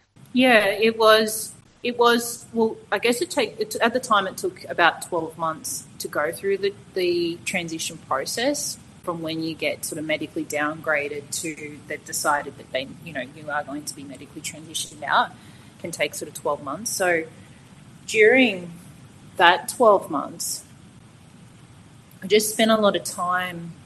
I had a little book, actually, and I spent crazy amounts of time researching, looking. I was still writing to, all different medical journals, everything I could learn about PTSD, everything that I could learn about this stuff, and anything that I found along the way that helped.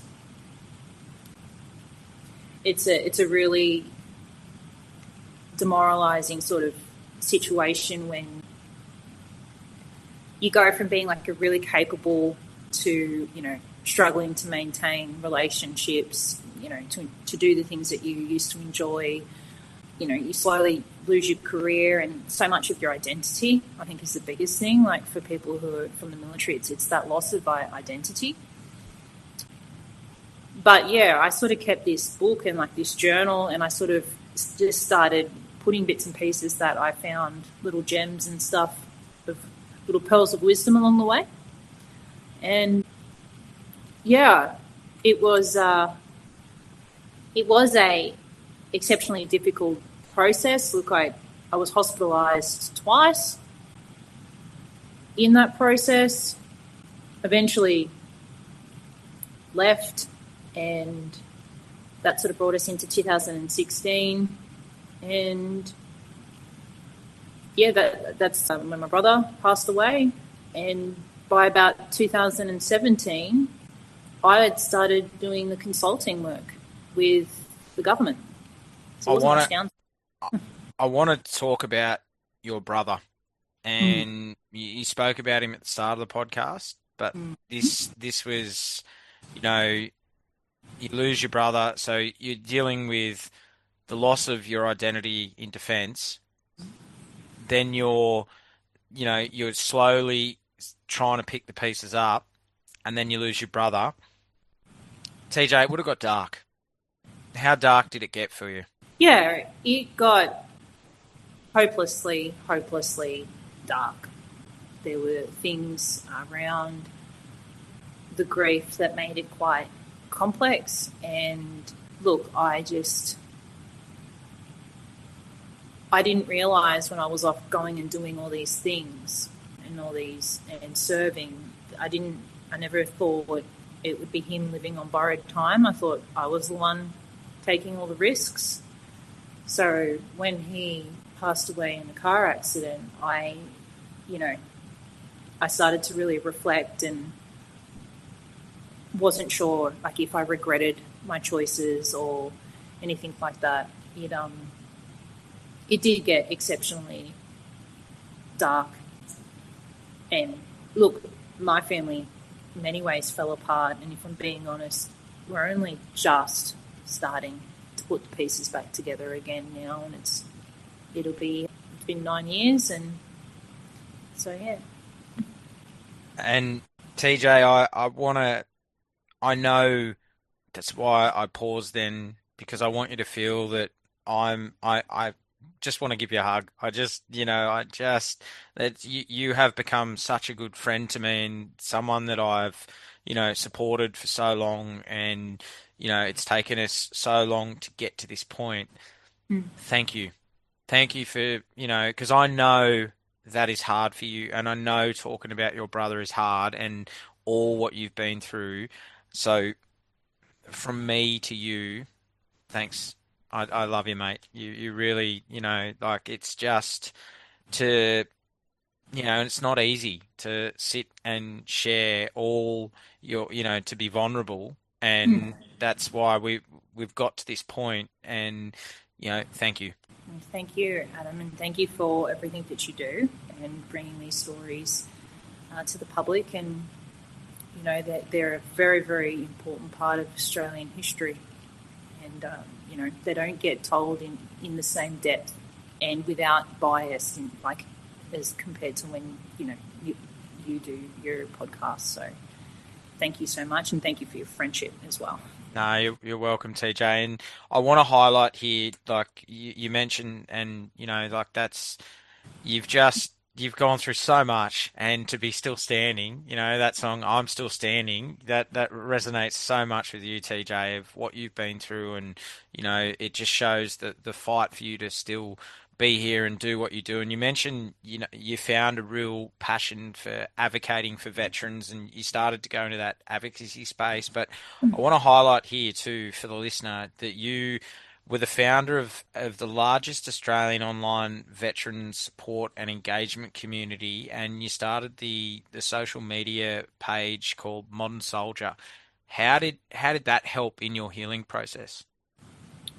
Well, it helped. It helped me a lot. It was a labour of love, and of course, because I leaving the military and sort of having my career cut short, because as I said, I'd actually gotten support to join the graduate medical scheme. So I actually wanted to go on, become a doctor, serve my roso, and the whole plan was to get to SOCOM, do my SOCOM.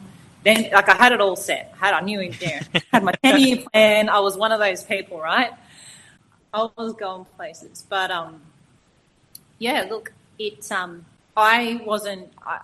I really still wanted to give back. I still wanted to try and support and advocate for veterans, and of course, had a keen interest because of my own experiences in post-traumatic stress and supporting their well-being. I guess because I had a healthcare background, when I was reading a lot of the journals and things, I sort of found that there wasn't much out there that really helped to explain, back then anyway, back to the people experiencing the condition, what it was, anything that was not very tangible. So they go, you'll have re-experiencing symptoms and you'll have this and that. And then you go, yeah, you do, but it's like, it kind of feels like it falls a bit short of anything that you can tangibly apply to make it easier. And so I was really on the hunt of trying to find things that actually people can use in everyday life that have these sort of conditions that actually make a difference. And so, as I said earlier, I'd sort of kept a little journal through much of my recovery. And I had this journal, and so the decision was to actually start posting health-related education, particularly post-traumatic stress, on social media, one that wasn't done that much back then. Oh gosh, that's it's almost 10 years ago now. And I wrote, and I think it was an 8-part series of, on post-traumatic stress. Again, back then that wasn't so much a common thing. And I sort of provided information that really resonated with me as somebody who suffered with the condition also. Because it's one thing to explain to somebody the ins and outs, but make it meaningful for them, right? They're the ones going through it.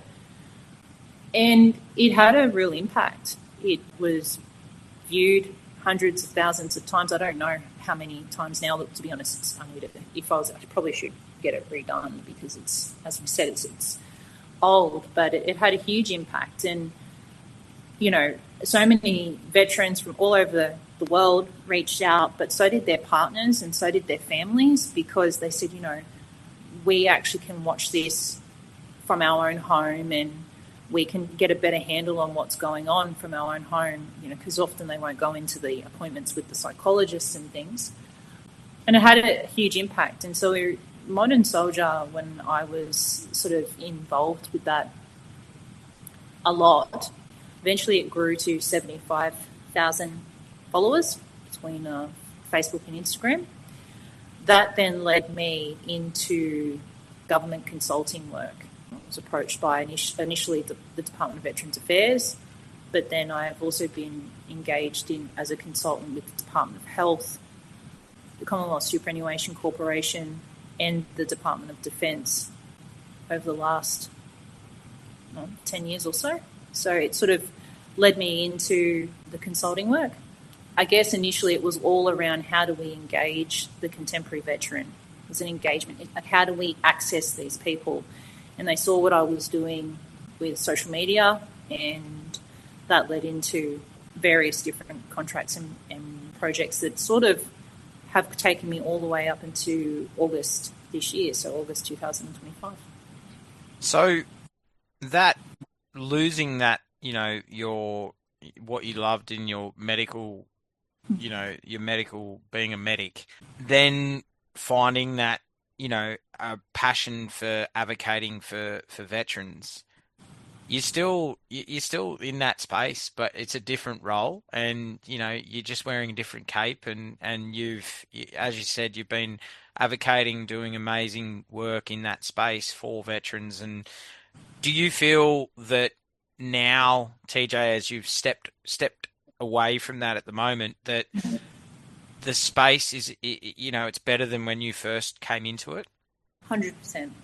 And I guess, look, when I think we've got, like in 2017, I was on the Transition Task Force, which was a joint government project. So that had the Department of Defence, DVA, and the Commonwealth Superannuation Corporation at that stage involved, looking at how we might be able to transition veterans better. Back then, if they were a medical transition, they would actually wait till after their transition date and within 6 weeks to confirm their CSC invalidity pension. So that would mean that the veteran would have no real financial security, and they just have to hope like hell that 6 weeks after their 6 weeks after they'd been discharged and without a job, that they get a favourable pension or invalidity payment assessment. That was that's a small example that got changed from the 2017. We said, look, that's not supportive of someone's well-being. They have their gold card as long as they can get access to healthcare services. The next process, yes, PI, like in the compensation component, but that takes forever. I'm like, that's not the priority of the person going through it. The priority is they're going to have a roof over their head, and what can they have to provide for their families as a result. So what they actually brought that CSC process forward, and now people typically know what they're going to get and can make their plans before they even leave. So that is a really small example, but it is a very different space now. There's still bureaucratic, there's still all of those problems, and there's been the Royal Commission into Defence and Veteran Suicide, but it has also changed in the space a bit as well. And great work in what making those changes, and as you said, bureaucracy, cutting through so much red tape. You and I have spoken off air many times about, sometimes you just want to jump up and down and go, oh my God, I just want to bang heads together. But, it is the space, and sometimes the cogs turn slower than what we hope, but it's good to see that there is change. And I want to highlight something too, TJ, that you're very humble and you won't say it, but I will. The Australian War Memorial commissioned a portrait of group of veterans by invitation who had gone on to become ambassadors for journey after military service, and you were selected. That's a great honour. How was that? And did someone actually paint you, or talk me through this? Yeah, it was. It was a great honour. And I was one of the 5 selected. So the others were Damien Tomlinson, Curtis McGrath, Sharon Bown, and Michael Lydiard. Beautiful. It's funny, TJ. You've mentioned all previous guests on the podcast. So that's really good. I'm the last one of that. You are. And you finally got me on. So. I did. Yes. So go back and listen to Damien's episode. Go back and listen to Sharon's episode and Curtis's episode, and all amazing humans. And so you're in a very special group of people there. And what was did someone sit down with you and take a photo, or how did that happen? No, it was a photo shoot. And I need to actually remember what his name is now. That's also not going to be impressed. But he's up there for an Australian photographer, very famous Australian photographer, does things like photograph the stars and stuff for it. But the War Memorial commissioned him to produce these photos. So they were actually photo portraits. And I think there was a couple of group ones and then individual ones, and eventually they got exhibited at the Australian War Memorial as part of the After the War exhibition that they had there. And you were also involved recently with Tomo in a project that he put together. Yeah, I know. I think that had been, I don't think I'd seen Damien since that, actually. No, I hadn't. So it was great to catch up with him again, and that was, yeah, he reached out and it was an honour to be part of Service, which was his photography exhibition, again with a really quite a heavy hitter in the entertainment and media, filmmaking industries in the country. So yeah, it was great to see Damien again, and he always does great work. Yeah, TJ, when I think I'm having a bad day, I look at those guys like Kiwi, and I look at Paul Warren, and I look at Paul de Gelder, and I look at Damien, and I think, yeah, I've got nothing to, my problems are small compared to, what all those guys have given, for their country, and Damien says it very well when he came back that, he was very angry and the nurses were angry at him, and he said, he said it, and go back and listen to it, where he says, you should be thankful. And he said, well, how's giving my legs for my country, darling? Like, like I've got a reason to, like I've lost my legs. So yeah, and I often think of those guys, and they're all doing amazing things, and Curtis just winning gold medals, and I know doing what he does, and Damo's doing what he does, and that project that you were involved in with him was it was a very, very special collection of. And what I loved about that collection, TJ, was it would have been easy for Damo to just go and back to the regiment and say, hey, let's put together some photos of service to Commando, but he went broader, he went wider, Army and Air Force and Navy, and it was so great to see that there was a wide range of people's stories through that collection.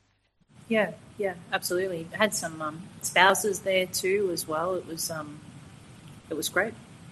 Yeah, definitely. And I hope that I must actually catch up with him and ask what actually happened, what's going on with that, because I think it's. I hope it one day gets into the War Memorial, TJ, because I think it's. It was a very special project, and one for you to be very proud to be part of. And TJ, what more do you think needs to be done? Like, you've been in that advocacy space. What more do you think needs to be done to address the issues that are around, mental health for veterans and welfare, and what more do you think needs to, does the government need to make changes to, what more can be done to help you guys? It's a great question. Look, I think I will say that I do think we've got quite a lot of support services and things there, and I'm grateful for those. But again, I think it falls down around the bureaucracy. It just takes too long. It takes them too long sometimes to be able to get the help to the right people. I think triaging for government, for example, is this difficult process. So they don't have sophisticated mechanisms at the moment to try and look at, well, okay, they might have 30,000 claims in. Which ones are the ones most likely to result in suicide, for example? There's not a mechanism in place for that, and there needs to be, because otherwise they can't really commit their resources to best effect. It's I know that they've brought in things like DVA is going to fund cybercillin and MDMA assisted therapy now. That's a huge leap forward. I was invited to, it was a forum when they had the interim commissioner prior to them actually eventually calling the Royal Commission, and I sat in there and listened to a number of incredible people from all around the world, different professors and things like that. Pretty sure I was like the only digger to like repping for the non-commissioned all the way, flying the flag. But there was this Irish doctor, and he was talking about the use in other countries and things, and I was super impressed by that. So I know that they've brought that in. Again, I think there's still a gap between mental health care and education and actually providing tangible skills and teaching people how to live with the condition. You can explain, oh, well, this is what happens. Okay, well, how about we start saying, well, how do we minimise that happening? How do we stop, if you're I've got a short fuse and you dysregulate, it's like, well, what things can you actually use to improve that? There's not much of that out there still, as far as I'm concerned. And to me, that's the stuff that probably makes the most day-to-day difference to people's lives.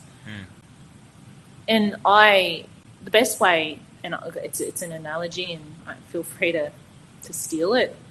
And if I ever did another, education series, I've already reflected that I would really like to incorporate this. But, post-traumatic stress, the lived experience of it is like having a bulging disc, a back injury, right? You can have it and it be latent and you don't have symptoms. You can have it for 10 years and then all of a sudden you move the wrong way and you get the symptoms. It's very much the nature of PTSD.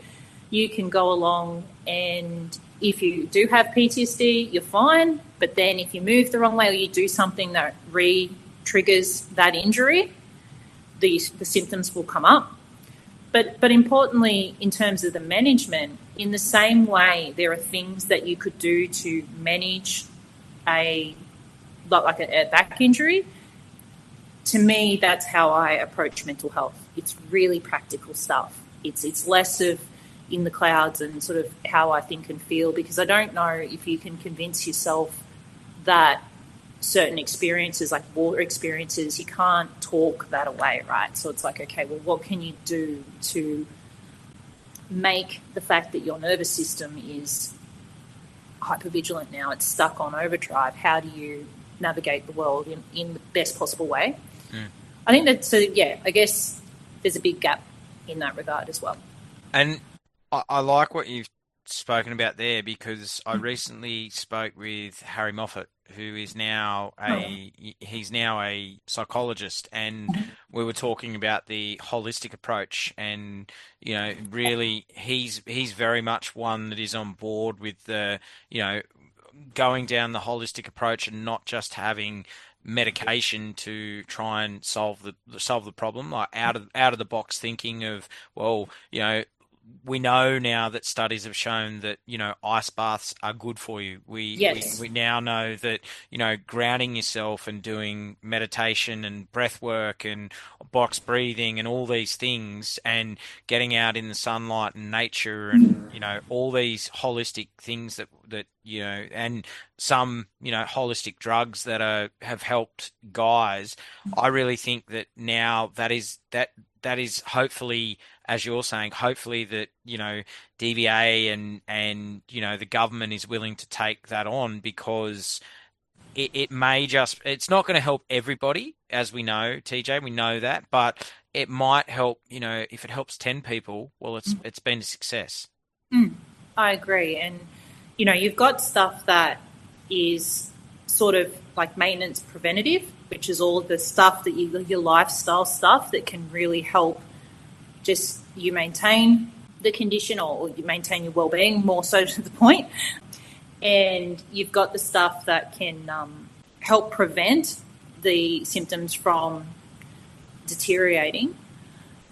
And then there's sort of the stuff that to me is you're in the critical phase. And look, I actually didn't plan on speaking about it, but if somebody is listening and it's helpful, I'd just like to explain something that I did, and it helped me a lot.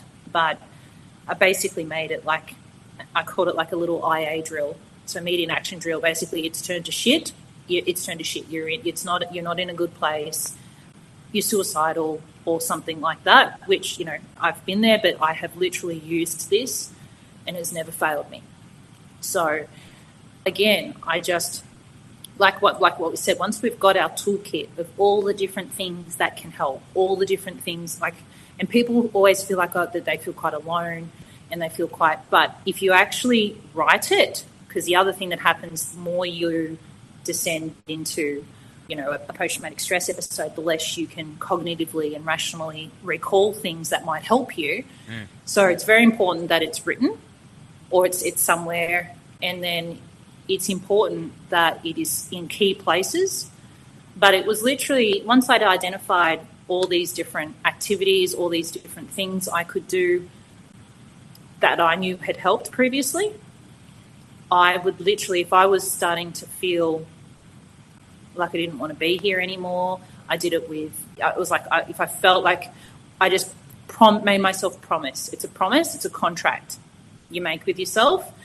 I will not do anything, like I will not do anything like dangerous to harm myself until, and I start going down the list. Have I walked the dogs? Have I called a friend? Have I watched a funny show? Have I listened to music? Have I exercised? Have I, whatever it is. And by the time you just keep going and going, and it has never failed me. And I've done the same with, you know, drinking. Before I have a drink, have I done this? Have I done that? Have I done this? And you know what? Over time, you reduce it because it's just about buying that time. Those sorts of, well, they're kind of like a panic attack or a complete sort of dysregulation. They typically only last 20 minutes, half an hour, the real brutal stuff. So, you know, if you can go through these, have your toolkit, but make sure it's somewhere, because if you get bad enough, you won't remember it. So get it, and physically, and I've been there with, you know, tears streaming down my face, shaking with this piece of paper, and just saying, okay, well, I could try this, and I could try that, and you know what, I'm still here.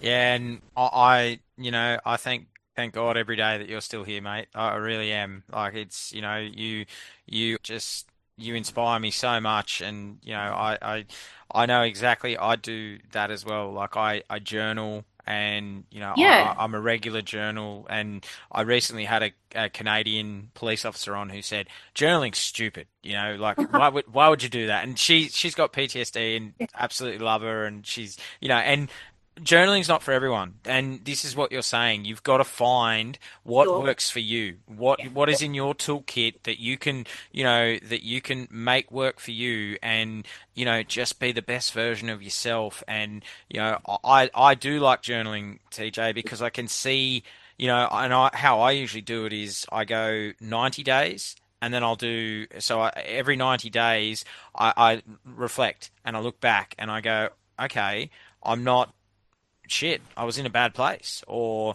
you know, oh, okay, I'm not going too bad. And then what I do is I burn it. So I burn those 90 days and release that whatever I'm thinking, I get it out, and I burn it, and I go, okay, I've processed that. Now let's go the next 90 days. And that's, you know, that's when I found ice baths, I found, you know, exercise, eating right, and you know, these are simple things that when you're not good, slip. You know, you'll slip, and you'll eat bad foods. You'll make bad choices. You won't exercise. You won't socialise. You won't isolate. Yeah, you isolate yourself, and you know, and then those dark thoughts, then they start creeping in, and then it's very hard, because then you're on that slippery slope. And you know, but if you can, as you're saying, if you can catch it early, and the biggest thing that I've learnt, TJ, for my own mental health is I actually went and did my mental health first aiders course. And as you've said, education is, you know, it's part of the solution as well. If you can get educated on what triggers you and how to prevent it, that's going to be a game changer as well. Yeah, absolutely. But the thing is like you, as you said, like you, over the time that you've been on your journey, you've found things that work for you, but I don't see that much out there that actively takes people on that process of how to do that. And then importantly, depending on where they are in their journey, I do really think having it somewhere where they can, if they're in a dark place and they're waiting on a hold to get to like a suicide hotline or something, get it out and just start trying things. But it's not, people aren't shown, they're not given the skills. They're not given the skills on how to handle it, and so to me it's one of the biggest gaps. Yeah. And I think too what you've said as well off air was that you've got to be okay as if you can see fellow veterans or fellow first responders or anyone that you're not going to be able to help everyone, and you've got to, people have got to be accountable for themselves too. Like, you can be there to support them, but they've got to be the ones that drag themselves off the lounge, or they've got to be. You can't do it for them. No. Because it's going to be detrimental to your own mental health too. So, and you got to protect that. So, TJ, you now stepped out of that advocacy space, and now, so what does current day look like for TJ right now? Oh, look, current day. It's funny. I actually feel like, so now it has been 10 years. It was actually 10 years on the 12th of November since medically transitioning. And look, I have gone on an incredible journey. There's been lots and lots of hardship, but there's also been incredible things as well. I've got to travel the world and done, had I known when I left the military, and it felt like, I would never do anything that I felt would live up to that, or I could never, never in my wildest dreams did I think I'd go and be a consultant for years, particularly as someone who was non-commissioned. And I've gotten to go and do all of those sorts of things, and that's been great. But I was the lead for the Commonwealth Superannuation Corporation to implement their MOU between Defence and NCSC, and we were looking at providing financial education services to current serving veterans, and that was a national program. Now I feel like I get to work for myself and live the dream, and it's actually it's a good news story in the sense of where I've landed. And look, my mental health has sort of waxed and waned over those 10 years. And like, I lost my dog, Coda. He was sort of like my emotional support service animal through much of the transition timeframe, leaving Defence and everything. I lost him earlier this year, and it definitely triggered a bit of a mental health relapse. It's not a smooth trajectory. I just don't want people to feel like it's just, you just go on this straight line and you kick goals and everything's wonderful. No, it's hard work and it's maintenance, and there's years where, you're not doing great and you have to go back to, it feels like you go back to square one, to be honest. Yeah. I use the analogy whenever I give a keynote talk, TJ, life is like a heartbeat rhythm. There's times where it's up and you feel unstoppable. There's times where it's down, where it feels shit, and then it comes back up to being good again. And that's, it's the only way how I've ever found to describe life is, there's times where it's great, and the heartbeat rhythm it's such a great analogy on what life is like. And, from someone who has known you for a long time now, and I was going to say to you, but I didn't want to cut you off, was there's been a lot of growth too in where you were to, 10 years ago to where you are now. And, I'm proud of you because it's, from being a friend that has sat on the sidelines and cheered you on and been there in, the not so good times and the good times now that you're back to. Can I just say I'm proud of you, and, for all that you've done in your advocacy work and your own journey too. And now you're still paying it forward by telling your story to show that there is light at the end of that dark tunnel. So thank you for and it's just been a pleasure to watch you get to where you are. And I've got a few final questions before we finish. And as I say, it's just been an absolute it's been heavy, which I knew it would be, and you knew it would be as well. But once again, I just want to say thank you for sharing your story and as I say, trusting me to hold that space for you. So looking back now and all that you have been through, what advice would you give your 18-year-old self, and would she listen? She wouldn't listen. No way. That was shocking. That is such an awesome question. I think the thing is, I would say that life happens to everyone, right? None of us are getting out of this ride alive. And I would encourage her to care less about what people think sooner. I'm now at my age and I'm getting there. But the 18-year-old self was, a self-conscious mess. Start care and realize that you're ultimately not responsible for anyone other than yourself. Believe that sometimes what looks like the very worst thing that could possibly happen to you, i.e. my experiences in the military and then needing to medically transition, I really did think that was, the worst thing ever. But sometimes it turns out to be beyond your wildest dreams and a underhanded blessing. And so I think that would be probably what I would tell her. Great advice. And any young listener out there who listens to that, I always say this too, and from someone who has been there as well, like TJ, is just enjoy the journey. Don't be so, bogged down in I've got to reach the destination and not enjoy the journey. And all these life lessons, they shape who you are. And TJ, you would never have thought when you're 18 that you would go on this ride, and it's only going to get better. There's still and there's going to be down times, but and now you've got the tools in your toolkit to deal with those bad times, and but there's a lot of good left too.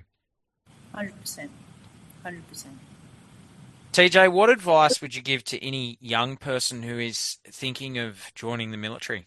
Oof.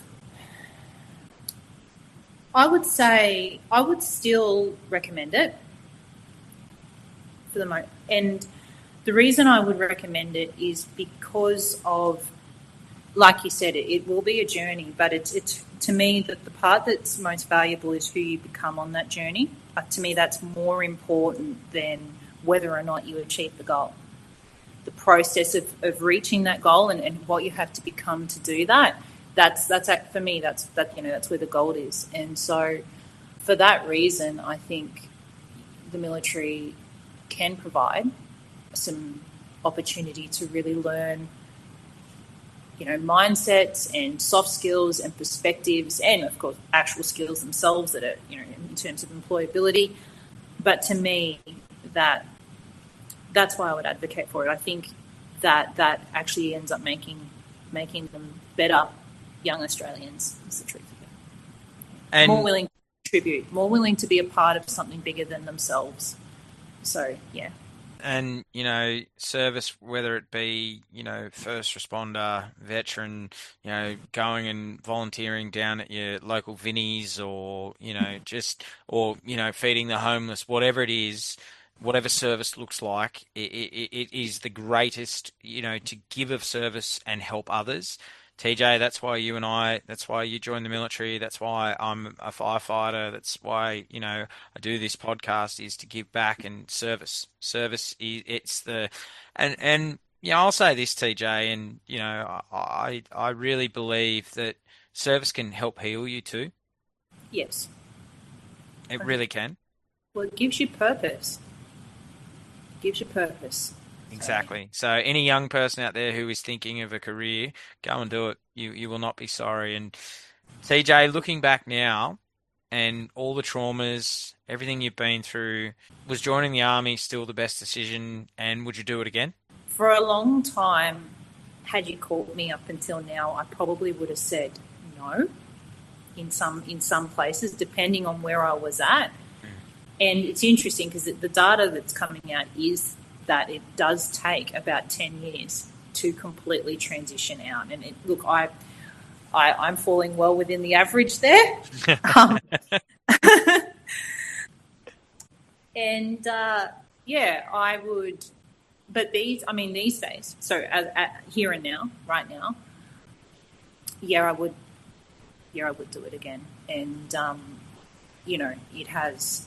Whilst it has, I'm not pretending that it doesn't impact my life today, because it does. It impacts my life. It impacts my relationships. It impacts a lot. I'm still proud of those choices, and it has taken me on. I've had incredible experiences. Like I said, I've been there at the end of the messy, violent end of life. I've been there at the beginning of life. It's led me on the career that followed through doing some incredible stuff in consulting work. Yeah. And, none of it would have happened had I not decided to join. And TJ, what advice would you give to any young person that is thinking of, like going down that medical path, whether it be first responder, whether it be in the military? What advice would you give to them? Because you've been to the very depths of that trauma, and what advice would you give to them they can't protect themselves from that trauma, but what processes can you advocate to put in to sort of help them in if they do decide to go down that medical, be a medic and go down that medical side of things? I guess I'll look, I'm not going to waste the opportunity in the airtime to say that, medics is the best corps. So,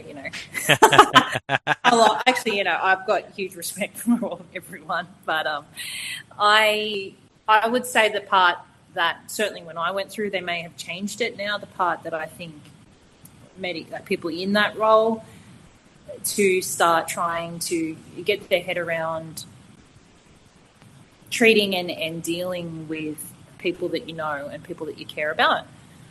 It does happen in, outside of war, it does happen, but it happens far less frequently. And you don't always have the shared experience, that can happen. And I think that's not readily obvious. In some ways, it's a double-edged sword. Yes, it is the proudest moments of my life, and it is an honor. It has been an honour to be there, not just for the body, but for the person, and to honour the person that is and their service and their sacrifice. But that would be my advice, particularly if you want to try and protect your mental health a little bit, would be to try and it wouldn't. It's not easy, of course, but to try and think of ways or prepare yourself more. Certainly more than I did. I was unprepared in that regard. I just thought if I was a brilliant medic or as good as I could possibly be, I'd be able to, create miracles. It certainly wasn't the case, and that would be my advice. Nah, great advice, and I mean, you just touched on a very, good point, TJ. And what came to mind for me was Bondi, the event that just happened, and what those guys faced, and like that, and I think, seeing that, there was people that weren't medically trained that were just trying to do their best for people, and in tried circumstances, as you say, it doesn't always have to be a war zone that, events like that, where you're treating people happen. Yeah, 100%. And, would you, especially, you've got the airtime, TJ, and, you're talking about, being medics. What advice, would you say to the general public, go and do your first aid, like try and have some medical training just to, be better educated in the medical space? Would you say like go and do, a first aid? You don't have to be, you don't have to do advanced first aid, but just go and do a first aid course?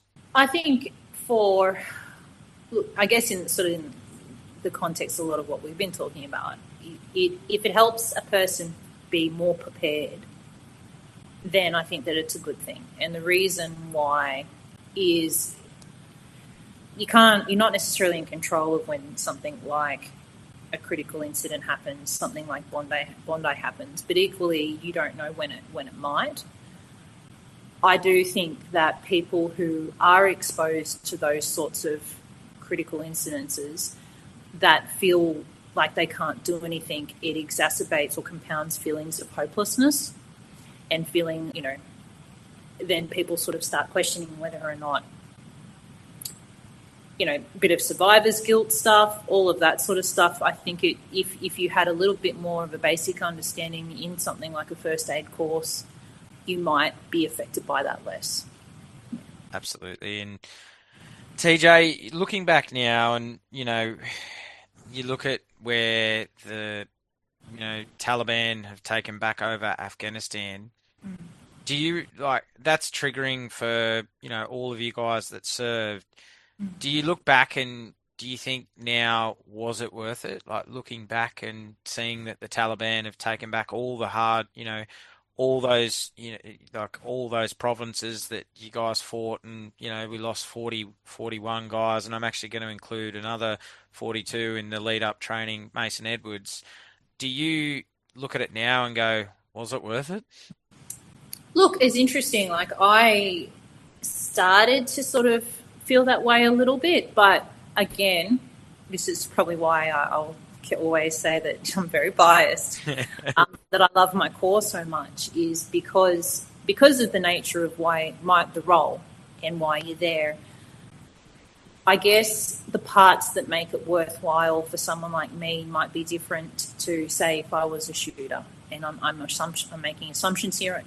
I'm not a shooter, but for me, what Curtis's mum said. And then, by extension, thinking and hoping that the ones that didn't make it knew that they would be comforted. There are Australians, but there are countless. There's a lot of Afghanis, men, women, children that are alive today because of people that do my role. And so for me, the shit show that became the withdrawal out of Afghanistan and things like that, yes, it was frustrating and demoralising to see that, go the way that it did. But I didn't make me feel like it was all for nothing, because for me, I have a different, the parts that make it worthwhile for me are potentially different. And I think too, I spoke to a medic this morning and he said, mate, I look back on my services. He said, no, I don't see it as a waste. He said, as similar to you, that, so many people are alive because of the work we did and the advances that you guys found, because of being out on the ground, in that battle, in war, the medical advances that came because of, let's be real, that if Tomo, Curtis, Paul Warren, if that had happened in World War One, TJ, they would probably be on the walls. Like, let's be real. Medical advances that you guys, discovered in, in that space of that 20 years, those guys are alive today because of those advances in on the battlefield. 100%, yeah. I'm pretty sure the Afghan war did bring in things like into mainstream healthcare today, things like the use of ketamine as a really powerful pain relief or analgesic that doesn't impact blood pressure, which things like morphine does. That's one of those things. A lot around the tourniquets and things like that, huge advances in that area. Also uses in clotting agents, the use of using like nerve blocks, spinal blocks to do certain surgeries, again, not dropping people that are really have a lot of physical traumas, and not making it harder, making the body work harder. There's been a lot that's come out of and yeah, so that aspect of it is really awesome. And I think too, even around those, those trauma wounds too, like what was learnt on the ground, like, now we've got the Afghan bandage, like we've got learn to pack wounds, and even like I did an advanced first aid course, and I was amazed at what we were getting taught, and the guy was like, yeah, we've brought this back from the battlefields of Afghanistan, and it's like, and we're getting taught that stuff. So it's, as you say, there's positives and negatives of everything, and as you said, the shit show, how it ended, not so great. But from your perspective, the medical side, there was a lot of advances over that, over that 20 year conflict, and so you mentioned now that you're in a good space, but plans moving into the future now for you. I think once I get over, I won't be able to be static, that's for sure. I don't know much beyond, like I said, we've got a few major sort of renovations and things we're doing with real estate. But then once that's done, I don't know what's quite next for me. To be honest, now that I'm slowing down, finally, I am thinking, I might revisit something like the book and go from there. It's I can't wait to read the first copy when you write your book. So, and if you need someone to proofread it or whatever, TJ, I'm more than happy to do that for you, mate, because I think your story is, as I said, it's just a pure resilience. And if you look up the word resilience, your name should be next to it in the dictionary, because what you have endured, is, most people go through maybe one traumatic event in their life, or a couple, with the loss of family and things like that. But what you experienced in that 6-month period is just, as I said, when you first said to me, I don't really have a story. Yes, you do. And I mean, I've only just touched. Did I say that to you? You did.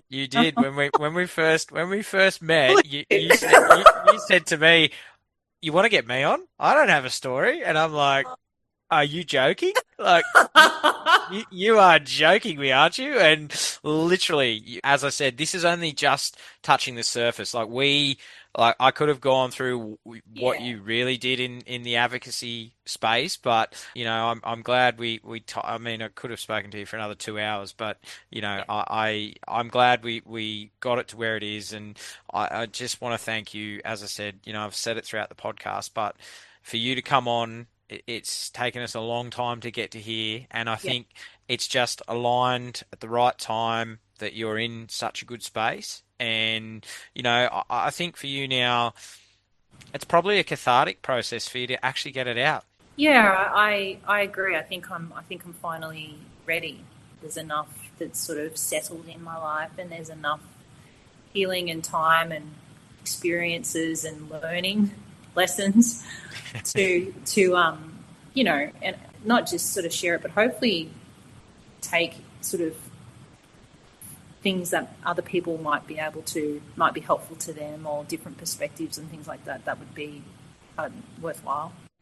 I just really, before you wrap up, Adam, I just really want to say something. I know that we were chatting offline before about, how long it took you to get into, particularly the SO Command community, but, just veterans in particular. And I just want to share one of the biggest mindset changes, I guess, that happened when I served. And it's actually all the way back at Kapuka, and there was a guy there, and he was a triathlete, and he was an absolute jet, and he was fit as fuck, right? And we would do the run and everything, and he'd just blitz it, right? He'd just make all of us look like these sacks of just anyway. And he was quite cocky about it though, right? And I will never forget this. I'll never forget the corporal.